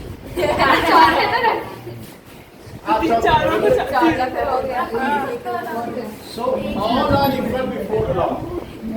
एक संभाली नहीं आती, 4 रख रहे। समझ में आई? All are equal before law। Government should ensure equal opportunity for all। Sri Lanka की गवर्नमेंट इसीलिए फेल हुई क्योंकि उन्होंने बुद्धिज्म को रखा और तमिल लोगों को क्या किया? मार्जिनलाइज कर दिया। तो उन लोगों ने लड़ाई की 70 साल तक, आज श्रीलंका पे।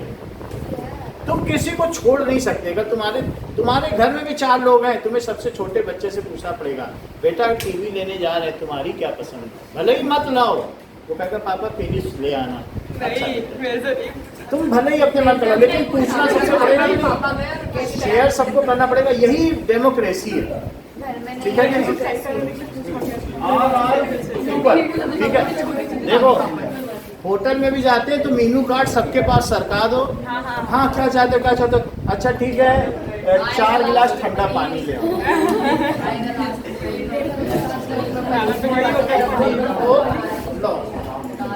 ठीक है। Government should ensure, sir AC बढ़ा दो। Okay, equal opportunity for all. क्या बोला? सबके लिए गवर्नमेंट को इंश्योर करना है कि सबको बराबर अधिकार है।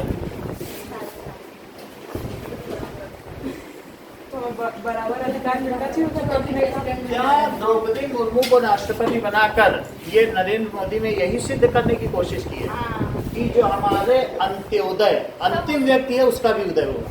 शुड की बात करते हैं Ensure equal opportunity for all. What does it mean by fraternity? बंधुत्व बंधुत्व बंधुत्व अरे People should live like brothers and sisters. बंधुत्व बंधुत्व बंधुत्व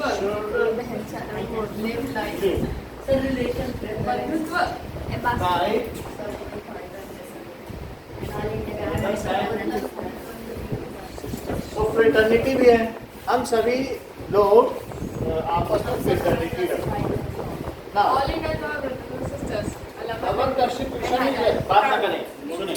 Our constitution is long debated, detailed document, so it needs to be amended quite regularly to keep it updated. इसमें संशोधन होते रहे हैं। Those who drafted the constitution felt that it has to be in accordance with people's aspiration. तो संविधान में बदलाव किए जाते हैं कि देश प्रथम है। संविधान तो प्रथम ही है, लेकिन बदलाव किए जाएंगे तो we are in accordance with it. वो टाइम टू टाइम होना चाहिए। So they made provision to incorporate changes. Constitution describes the institutional arrangement in a very legal language. यानी हमारे जो भी institutional वो arrangements हैं, चाहे वो legislative हो, उसको बड़ी precisely उसने define किया। So and puts limit to what government can do, providing some rights to citizen. तो सारी चीजों पे लिमिट लगाया है। अब जरा देखें कि राष्ट्रपति को जो ट्रीजन है उसको, जो हमारा प्रेसिडेंट है उसको ट्रीजन दिया जा सकता है। ये ट्रीजन का क्या मतलब है? डेफिनेशन किसी को धोखा देना। Treason the offence of attempting the overthrow of government of the state to which the offender owes allegiance. एक तरीके से ट्रीजन का मतलब ये देशद्रोह का मामला होता है। हाँ, कंट्री को खतरे में डालना, बस सीधी बात। तो ये देशद्रोही हुआ ना, बुक में लिखा है। यही लिखा है। ट्रीजन हिंदी मीनिंग ट्रीजन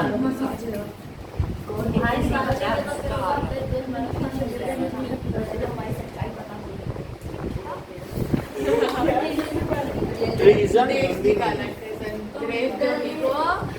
राजद्रोह, यही है, कोई भी द्रोह करे। देशद्रोही को ऑफेंस ऑफ अटेम्प्टिंग ऑलरेडी देश किसको बड़े देश में बोलते हैं पूरी करने की जरूरत है।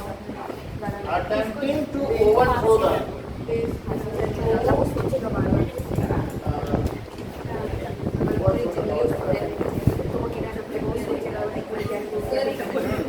ये लिख सकते हैं betrayal of one's country or government।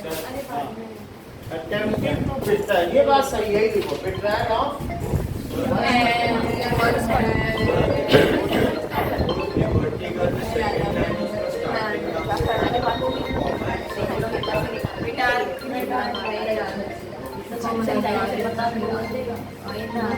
सबको बोलेगा। नेक्स्ट देखिए, रीजन के बाद है अपार्ट नीड। ये डेफिनेशन कौन करेगा करके ओके, अपार्ट नीड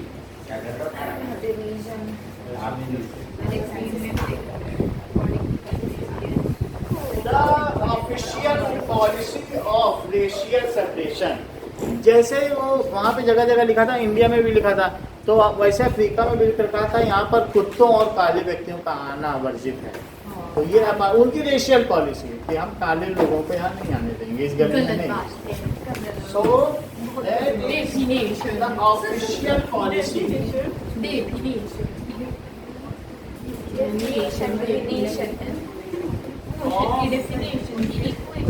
रेशियल। देखो कौन बात कर रहा है स्वामी तो बगल में?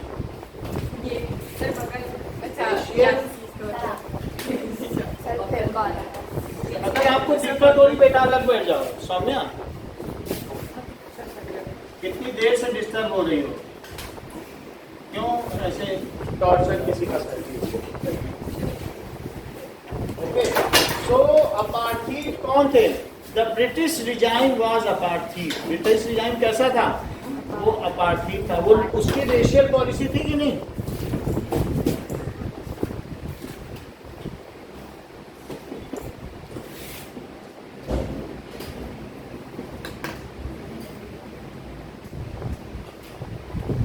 और उसने वहां के लोगों को मार्जिनलाइज कर दिया, हाशिए पर ला दिया। नाउ रेशियल मतलब जातीय भेदभाव किसी भी आधार पर।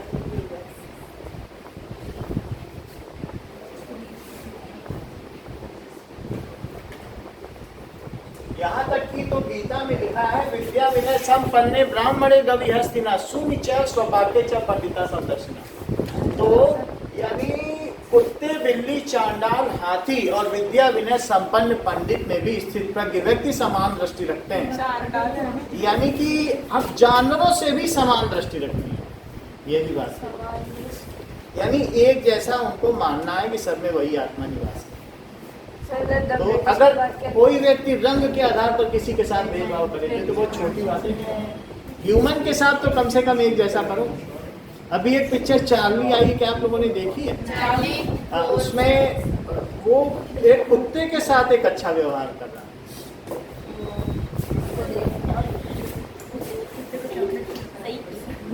ठीक है।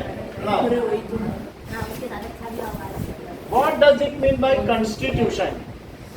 It is a written set of Supreme law of country containing fundamental rules governing the policies and society in a country. Supreme law contains rules, regulations, a book according to which of a country. उससे ऊपर कोई नहीं है। आपका करिए Supreme law of a country containing according to which country does it? fundamental rules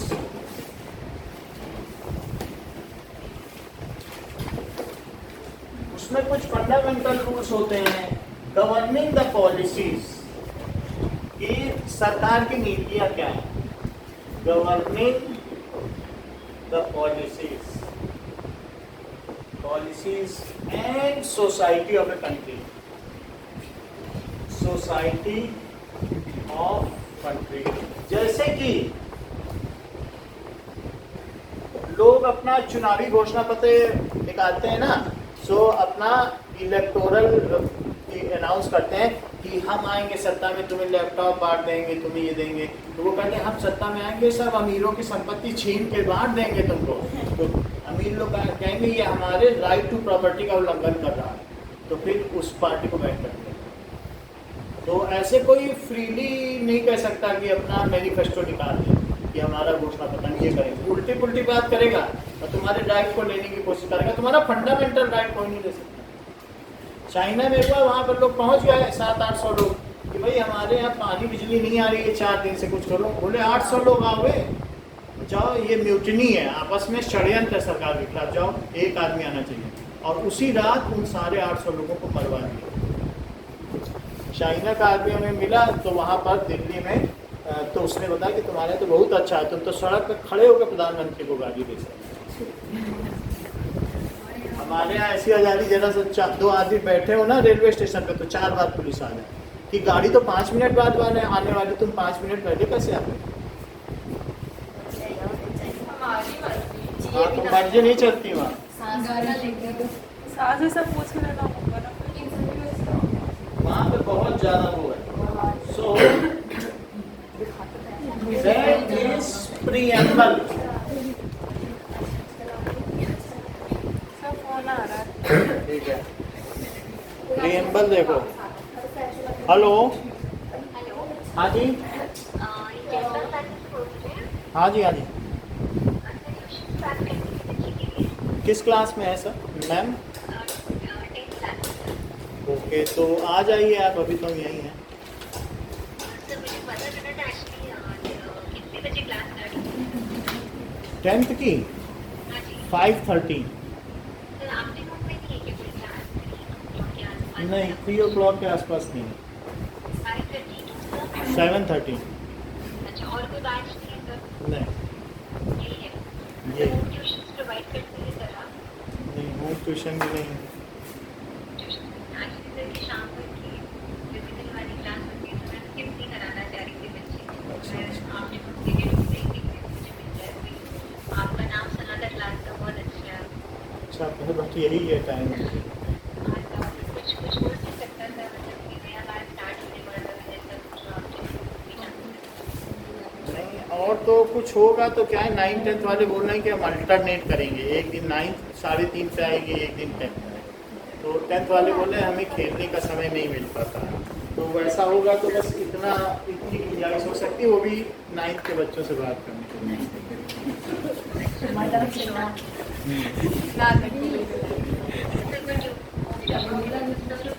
तो ठीक है, अभी कोई जानकारी में होगा तो बता देंगे, हम आपका नंबर रिजर्व कर लेते हैं। ओके चलो, ये सही है टाइम। कॉन्स्टिट्यूशन चलो,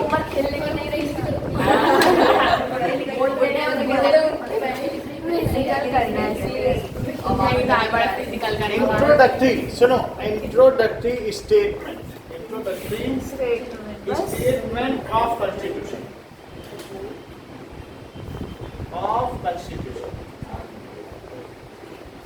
ये सब डेफिनेशन ये पूछी जा सकती हैं। So which states which has guiding values of constitution, which shows contains guiding values of constitution। अब देखें कि now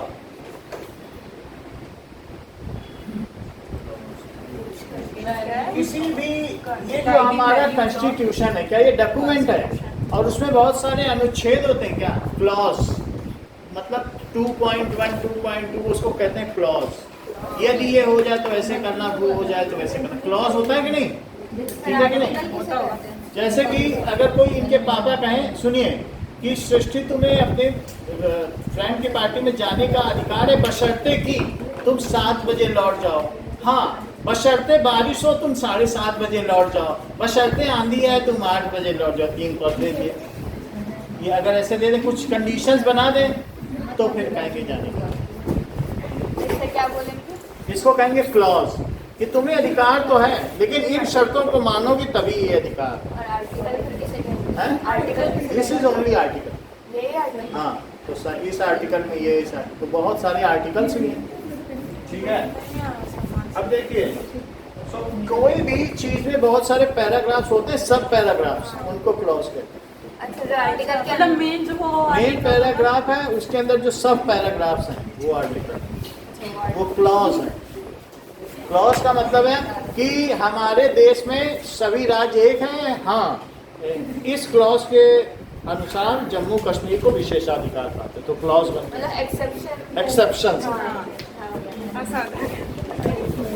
अब देखिए फिलॉसफी, जैसा कि ध्रुव बता रहे हैं, the most fundamental principle underline one's thought and actions. बेटा फिर से बोलो एक बार जरा।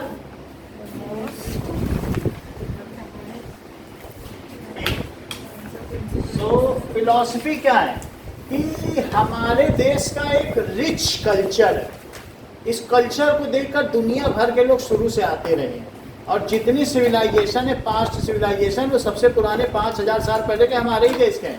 मोहनजोदड़ो, हड़प्पा सभ्यता, इस तरीके की जितने हैं ना, तो सच सिविलाइजेशन, तो इस, हाँ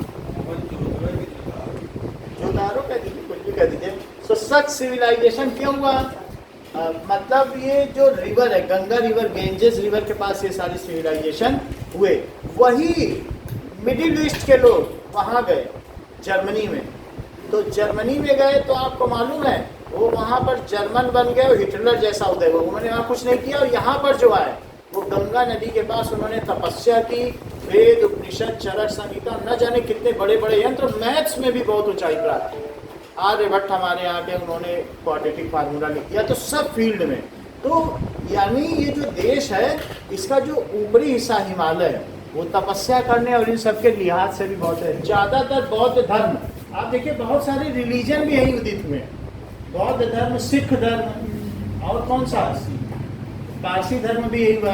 दुनिया की पहली मस्जिद यहीं बनी, हाँ केरल में। वो जो यहूदियों का पहला बनता है वो भी सबसे पहले यहाँ पर उनको शरण मिली। ठीक है, तो आप बहुत सारे मामलों में भारत की जो संस्कृति वो काफी पुरानी है। अगर अलाउद्दीन खिलजी ने वो बौद्ध स्तूप और वो जहाँ नालंदा यूनिवर्सिटी न जलाई होती, जो कि 3 साल तक किताबें जलती रही, तो हमारे पास बहुत सारा वो 3 साल मतलब कितना समय तक कितनी किताबें, तो सब उसमें ग्रंथ जला दिए, और वो कितने सालों की रिसर्च रही। एक ही टाइम आया बड़ा आना था। तो जो रानी पद्मिनी के पीछे पड़ा था अलाउद्दीन खिलजी को जानते, पिक्चर बनी है कि नहीं? The most fundamental principle underlying one's thought and actions. इसकी लिखने की जरूरत नहीं, फिलोसफी का कोई काम नहीं है। अब देखो एक और चीज, कॉन्स्टिट्यूशनल अमेंडमेंट क्या है? अमेंडमेंट, हाँ, जब चेंजेस लाने होते हैं उसमें, जब उसमें चेंजेस लाने सर ने पढ़ाया। अगर देखो 50% से ऊपर लोग एग्री हो जाए तो क्या कॉन्स्टिट्यूशन अमेंड हो सकता है? हाँ। देख लो, सामने बहुत अच्छी बात कर रहे हैं। नहीं, एक बंदा 299 में से सबको ऐसे, ये सही है, 2/3 लोग वहाँ के हों जो सेंट्रल बॉडी है, सेंट्रल गवर्नमेंट, और हर जितने राज्य हैं उनके भी आधे से ज्यादा राज्य, आधे से ज्यादा राज्य, मतलब किसी भी संविधान में अगर परिवर्तन करना है तो आधे से ज्यादा राज्य सहमत हो, और लोकसभा और राज्यसभा जो संसद भवन है वहाँ 2/3 लोग, तब अमेंडमेंट हो सकता है। इतना आसान नहीं है अमेंड करना। So that is a change और मॉडिफिकेशन इन कॉन्स्टिट्यूशन। ये सब पहले से तय था कि इतने में इतना ही होगा, क्या ये सब पहले से ही तय था क्या? कि लाइक मतलब अब ये चेंज करने रहेगा तो इतने की सहमति। हाँ, ये सब पहले से है इन कॉन्स्टिट्यूशन। ये जीएसटी ऐसे ही लागू हुआ है, आधे राज्यों ने सहमति दी, केंद्र में लोकसभा में सहमति हुई, राज्यसभा में हुई, इसमें 3 महीने लग गए। तो चेंज और मॉडिफिकेशन इन कॉन्स्टिट्यूशन, ठीक है, by the supreme legislative body of country. By supreme legislative body कौन है?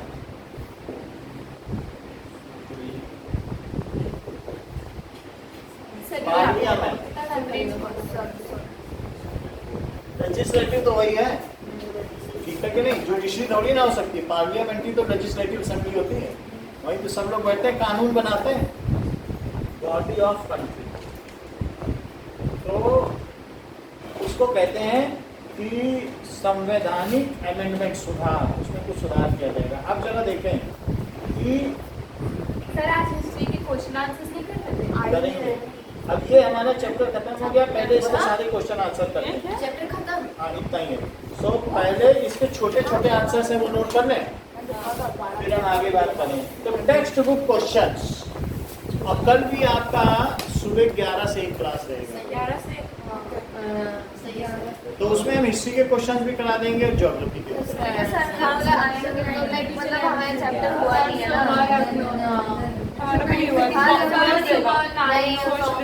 सर ने बोला है कि जो चैप्टर हुआ नहीं स्कूल में तो फ्रेशर रिविजन में घुसा देंगे, उसके मतलब उसमें मार्क्स चले जाएंगे। सर तुम्हारा कुछ ऐसा और है जो आना है? ठीक है, हमारे स्कूल और ज्योग्राफी में कुछ आएगा? सेकंड चैप्टर आएगा।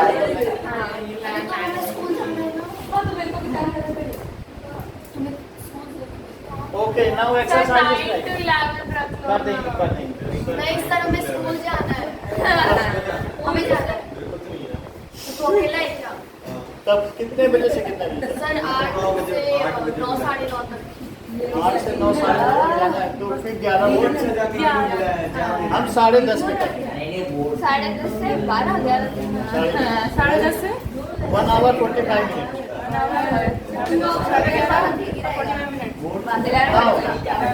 Just pay attention. Okay. Okay. Here the some short statement. बात न करें तो बड़े आगे बात. So that is leaders of freedom movement had an open mind about whether the country should be democratic or not after independence. ये false है कि true है? पहला एक्सरसाइज का क्वेश्चन। फॉल्स क्या उनको खुले विचारों वाले थे कि इसे डेमोक्रेटिक होना चाहिए या नहीं होना चाहिए, कि सब ये चाहते थे डेमोक्रेटिक होना ही चाहिए।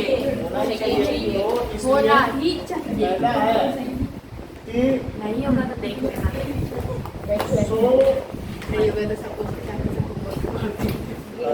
इसको अमेंड भी करना है। So the leaders of the sir आप आंसर लिखवा रहे हो? freedom movement. So movement had open mind. Open mind that country should be democratic. ठीक है?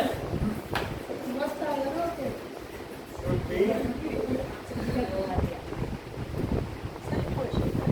यानी सब लोगों का मन ये था कि कुछ लोग कहते थे नहीं इसे तानाशाही होनी चाहिए, एक राजा बने, और कुछ लोग ऐसा चाहते थे कि सब चाहते थे जनता का शासन। मस्त आएगा। ये लिखा है क्योंकि यहाँ पर कोई किसी का वो नहीं है कि ऐसा करना ही है, नहीं तो हम ये कर देंगे। मस्ट का मतलब अवश्य चाहिए, और शुद्ध का मतलब सिंपली चाहिए। शुभ हटा देंगे, शुभ का सवाल ही नहीं करना। अब देखो, members of the Constituent Assembly in India held the same views of all provisions of Constitution. So Constituent Assembly के जितने भी members थे, तो क्या उनका Constitution के प्रोविजन के बारे में कोई मतभेद था कि एक ही व्यूज थे? So इसको भी लिखिए, the member of Constituent Assembly did not have the same view. Members of Constituent Assembly did not have the same view. कोई चरखा चाहता तो कोई चक्र, ठीक है?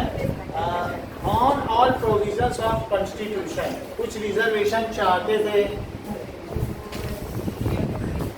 Of constitution. थर्ड क्वेश्चन देखो, country that has a constitution must be democratic. बोलो, नॉट नेसेसरीली। उसको अमेंड करना सीखो, सही इसका सेंटेंस बनाओ। तो क्या हम सही सेंटेंस लिखें? The country which is democratic, उसको उल्टा करके लिख दो, must have a constitution. The country which is democratic, जो लोकतांत्रिक देश है उसका संविधान अवश्य होना चाहिए। मस्ट हैव, इसका क्या होना चाहिए? कॉन्स्टिट्यूशन।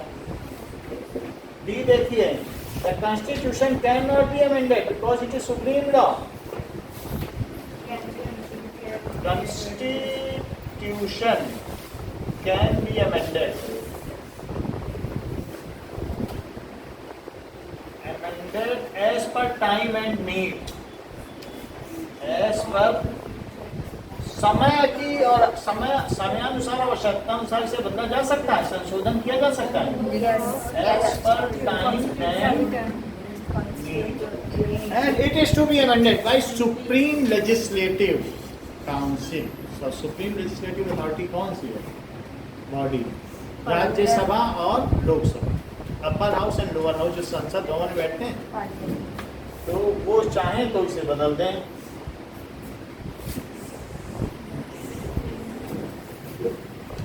देखिए सेकंड क्वेश्चन,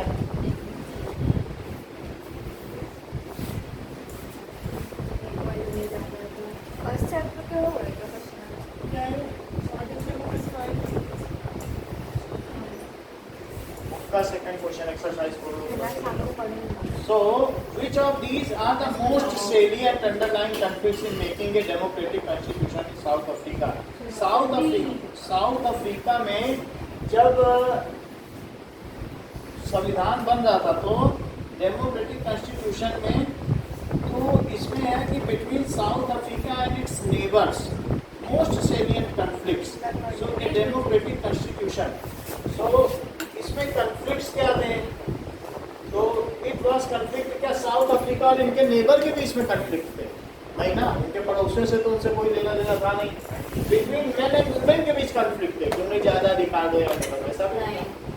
ये कॉन्फ्लिक्ट था कि between white majority and black minority, white majority and black minority, नहीं ना?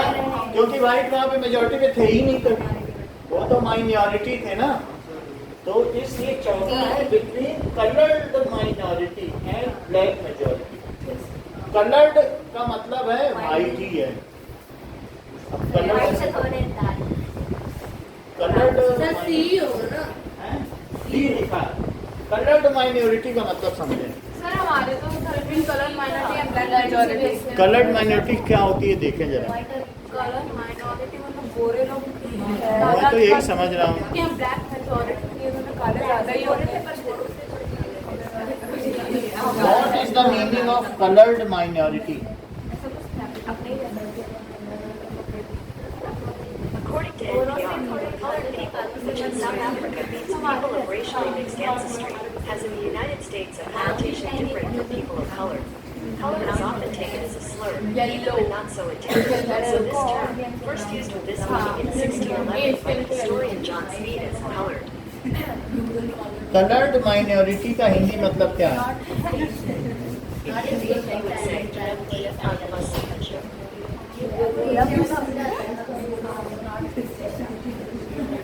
कलर्ड माइनॉरिटी भी ऐसी है ना कि मतलब हुआ तो वाइट और ब्लैक के बीच में वहाँ के लोग हैं कलर्ड माइनॉरिटी, वो भी वहीं पे ही है।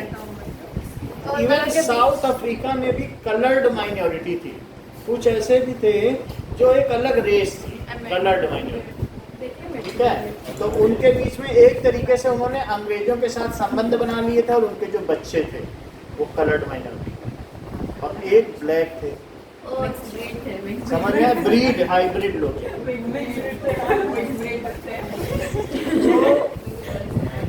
सेकंड में इसका आंसर क्या होगा? बिटवीन कलर्ड माइनॉरिटी कि क्या उन्हें ज्यादा अधिकार दिए जाए कि कम?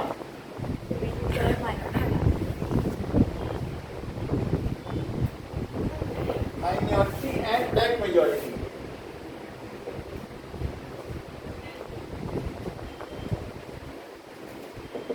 थर्ड क्वेश्चन देखिए, which of these is the provision that a democratic constitution does not have? So constitution में क्या प्रोविजन नहीं है? Power of head of state, name of head of state, name of, मतलब जैसे कोई नहीं होता कि लुई लगा दिया किसी के आगे तो व्लादिमीर लगा दिया, तो ऐसे हमारे ऐसा नहीं है कि नेम ऑफ हेड, कोई उसको उपाधि नहीं दी जाती ना, तो name of head of state का प्रोविजन कॉन्स्टिट्यूशन में ऐसा कुछ लिखा है।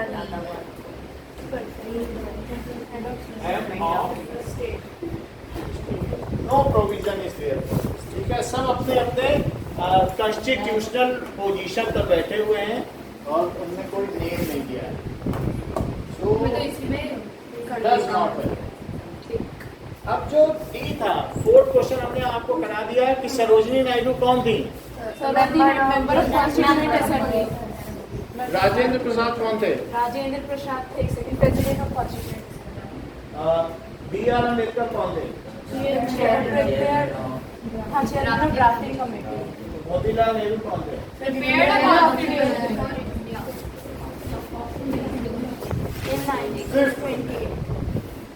क्वेश्चन नंबर 5 देखो। सर इस एक्सट्रैक्ट बेस्ड है तो एक्सट्रैक्ट यहाँ दिया उससे कर देंगे। So read again the extract from Nehru's speech that is tryst with dynasty and answer the following। tryst का मतलब समझो। That is इसके बाद सर एक है a meeting or meeting days which that has been agreed upon. Tryst का मतलब समझ लीजिए, a meeting place, ये रास्ते जहाँ सारे लोग मिले बैठे हैं, ठीक है, तो उसको ट्रिस्ट कहते हैं। अब देखिए इन्होंने क्या लिखा है with answers and answer the following. Read again the extract from Nehru's use. Why did Nehru use the expression not wholly or in full measure in the first sentence? So Nehru used the expression not wholly or full measure because according to him the task undertaken was not complete and the pledges could not be fulfilled in a day or two, but they would be fulfilled one by one. Important नहीं है ना, तो extract से आएगा। Sixth देखो, sir ने बोला ये नहीं है। सर ने बोला था एक्सट्रैक्ट आ सकता है और के बाद कोई सिक्स के बाद कोई इम्पोर्टेंट नहीं है। sixth देखो, so इसको फिर भी पढ़ लेना इसका answer. Here are some of the guiding values of constitution and their meaning. Sovereign किसको कहो बोलो? People have a supreme right to make decision. तो पहले का क्या आंसर है? ए का। Second, people have. ए का सेकंड, अब बी का बताओ। Third. रिपब्लिक सही है, और सी का Fourth, people should live like brothers and sisters. सही है, डी का Government will not favor any religion. First. First. इतनी बात समझ में आ गई? Now 7th, 8th, 9th, 10th ये बहुत बड़े बड़े हैं ना? नहीं है शायद. Thus, this go again. Do you think the values expressed in this para? ये नहीं आएंगे। अब हम आते हैं हिस्ट्री में। हिस्ट्री के एक दो क्वेश्चन कर। बुक नहीं लाया. मैं लाया। बुक की जरूरत नहीं जो करा रहे हैं। मेरे पास ज्योग्राफी भी है, मेरे पास साइंस भी है, मेरे पास मैथ्स भी है। मैं स्कूल वाला बैग उठा के लेके आया हूँ। पूरा हफ्ते का. हाँ, पूरा हफ्ते का। तो देखिए, पर स्कूल पढ़ता हो गया था। वहाँ जाके पता इतना चला फुल डे था। वहाँ जाकर हमें पता चला कि CCA डिस्क्रिमिनेशन हो रहा है। ये गिरेगा.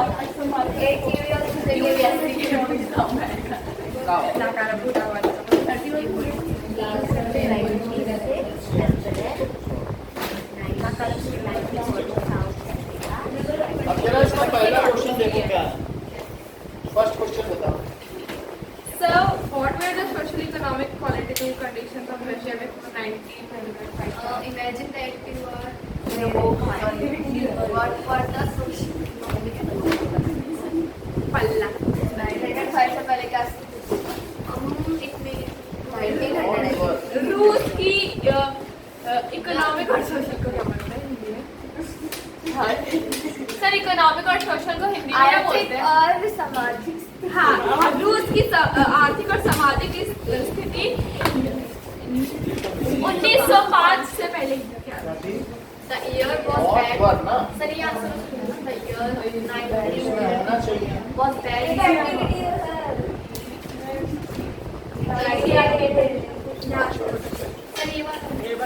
Okay, now what were the social economic? बात करो। सर जब मैं आई थी ना तो अभी मत कराना, ज्योग्राफी करा दो। सर हमें बोनस देंगे. सर इसका बोनस हमारे में सारे सर हमारे में तो आ रहा है ना. इसके जो मार्क्स आ रहेंगे. रहा है तो कुछ कर देते हैं, थोड़ा एक दो क्वेश्चन। अच्छा क्या है? सुनिए, हमें बोनस देंगे. एक क्वेश्चन कर लेते हैं। What are the social economic and political condition in Russia 1905 से पहले? वहाँ की क्या कंडीशन थी? 1905 में वर्ल्ड वार भी नहीं हुआ था, जार 1914 में आया है, मतलब और उसके पहले की बात की जा रही कि वहाँ रशिया ब्लडी संडे हुआ था, तो उसके पहले की बात की जा रही कि क्या कंडीशन। बहुत सुखी जीवन जी रहे थे। देखो सोशल कंडीशन, सर सोशल में आएगा कि लाइक इंक्रीज इन मतलब नहीं Russian society was divided into 3 classes. देखो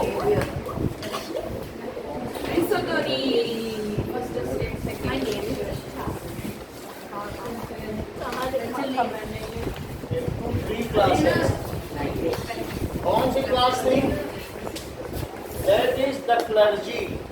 ये तो फ्रेंच का था ना? सभी जगह यही था। फिर क्या बता? कल्चर में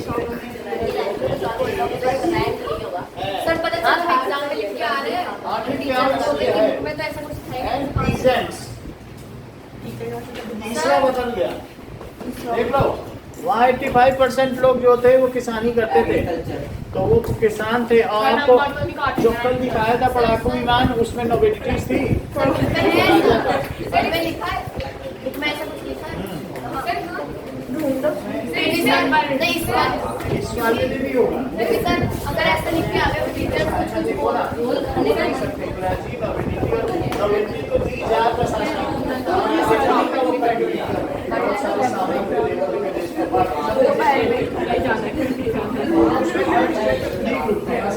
अच्छा ये वाली करनी होगी सर थोड़ा जल्दी मेरा टाइम पे होगा 3 टाइम सर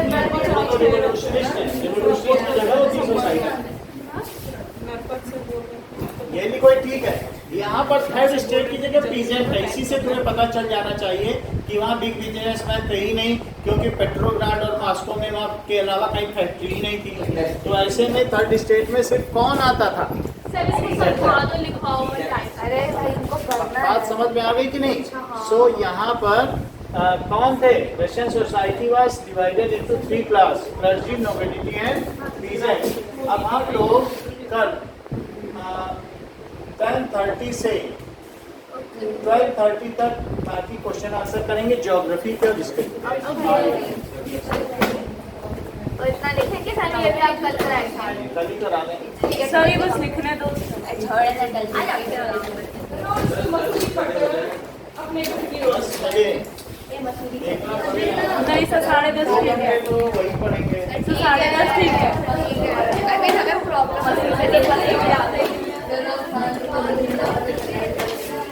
लोग घर भी जाना है। मैं बता रहा था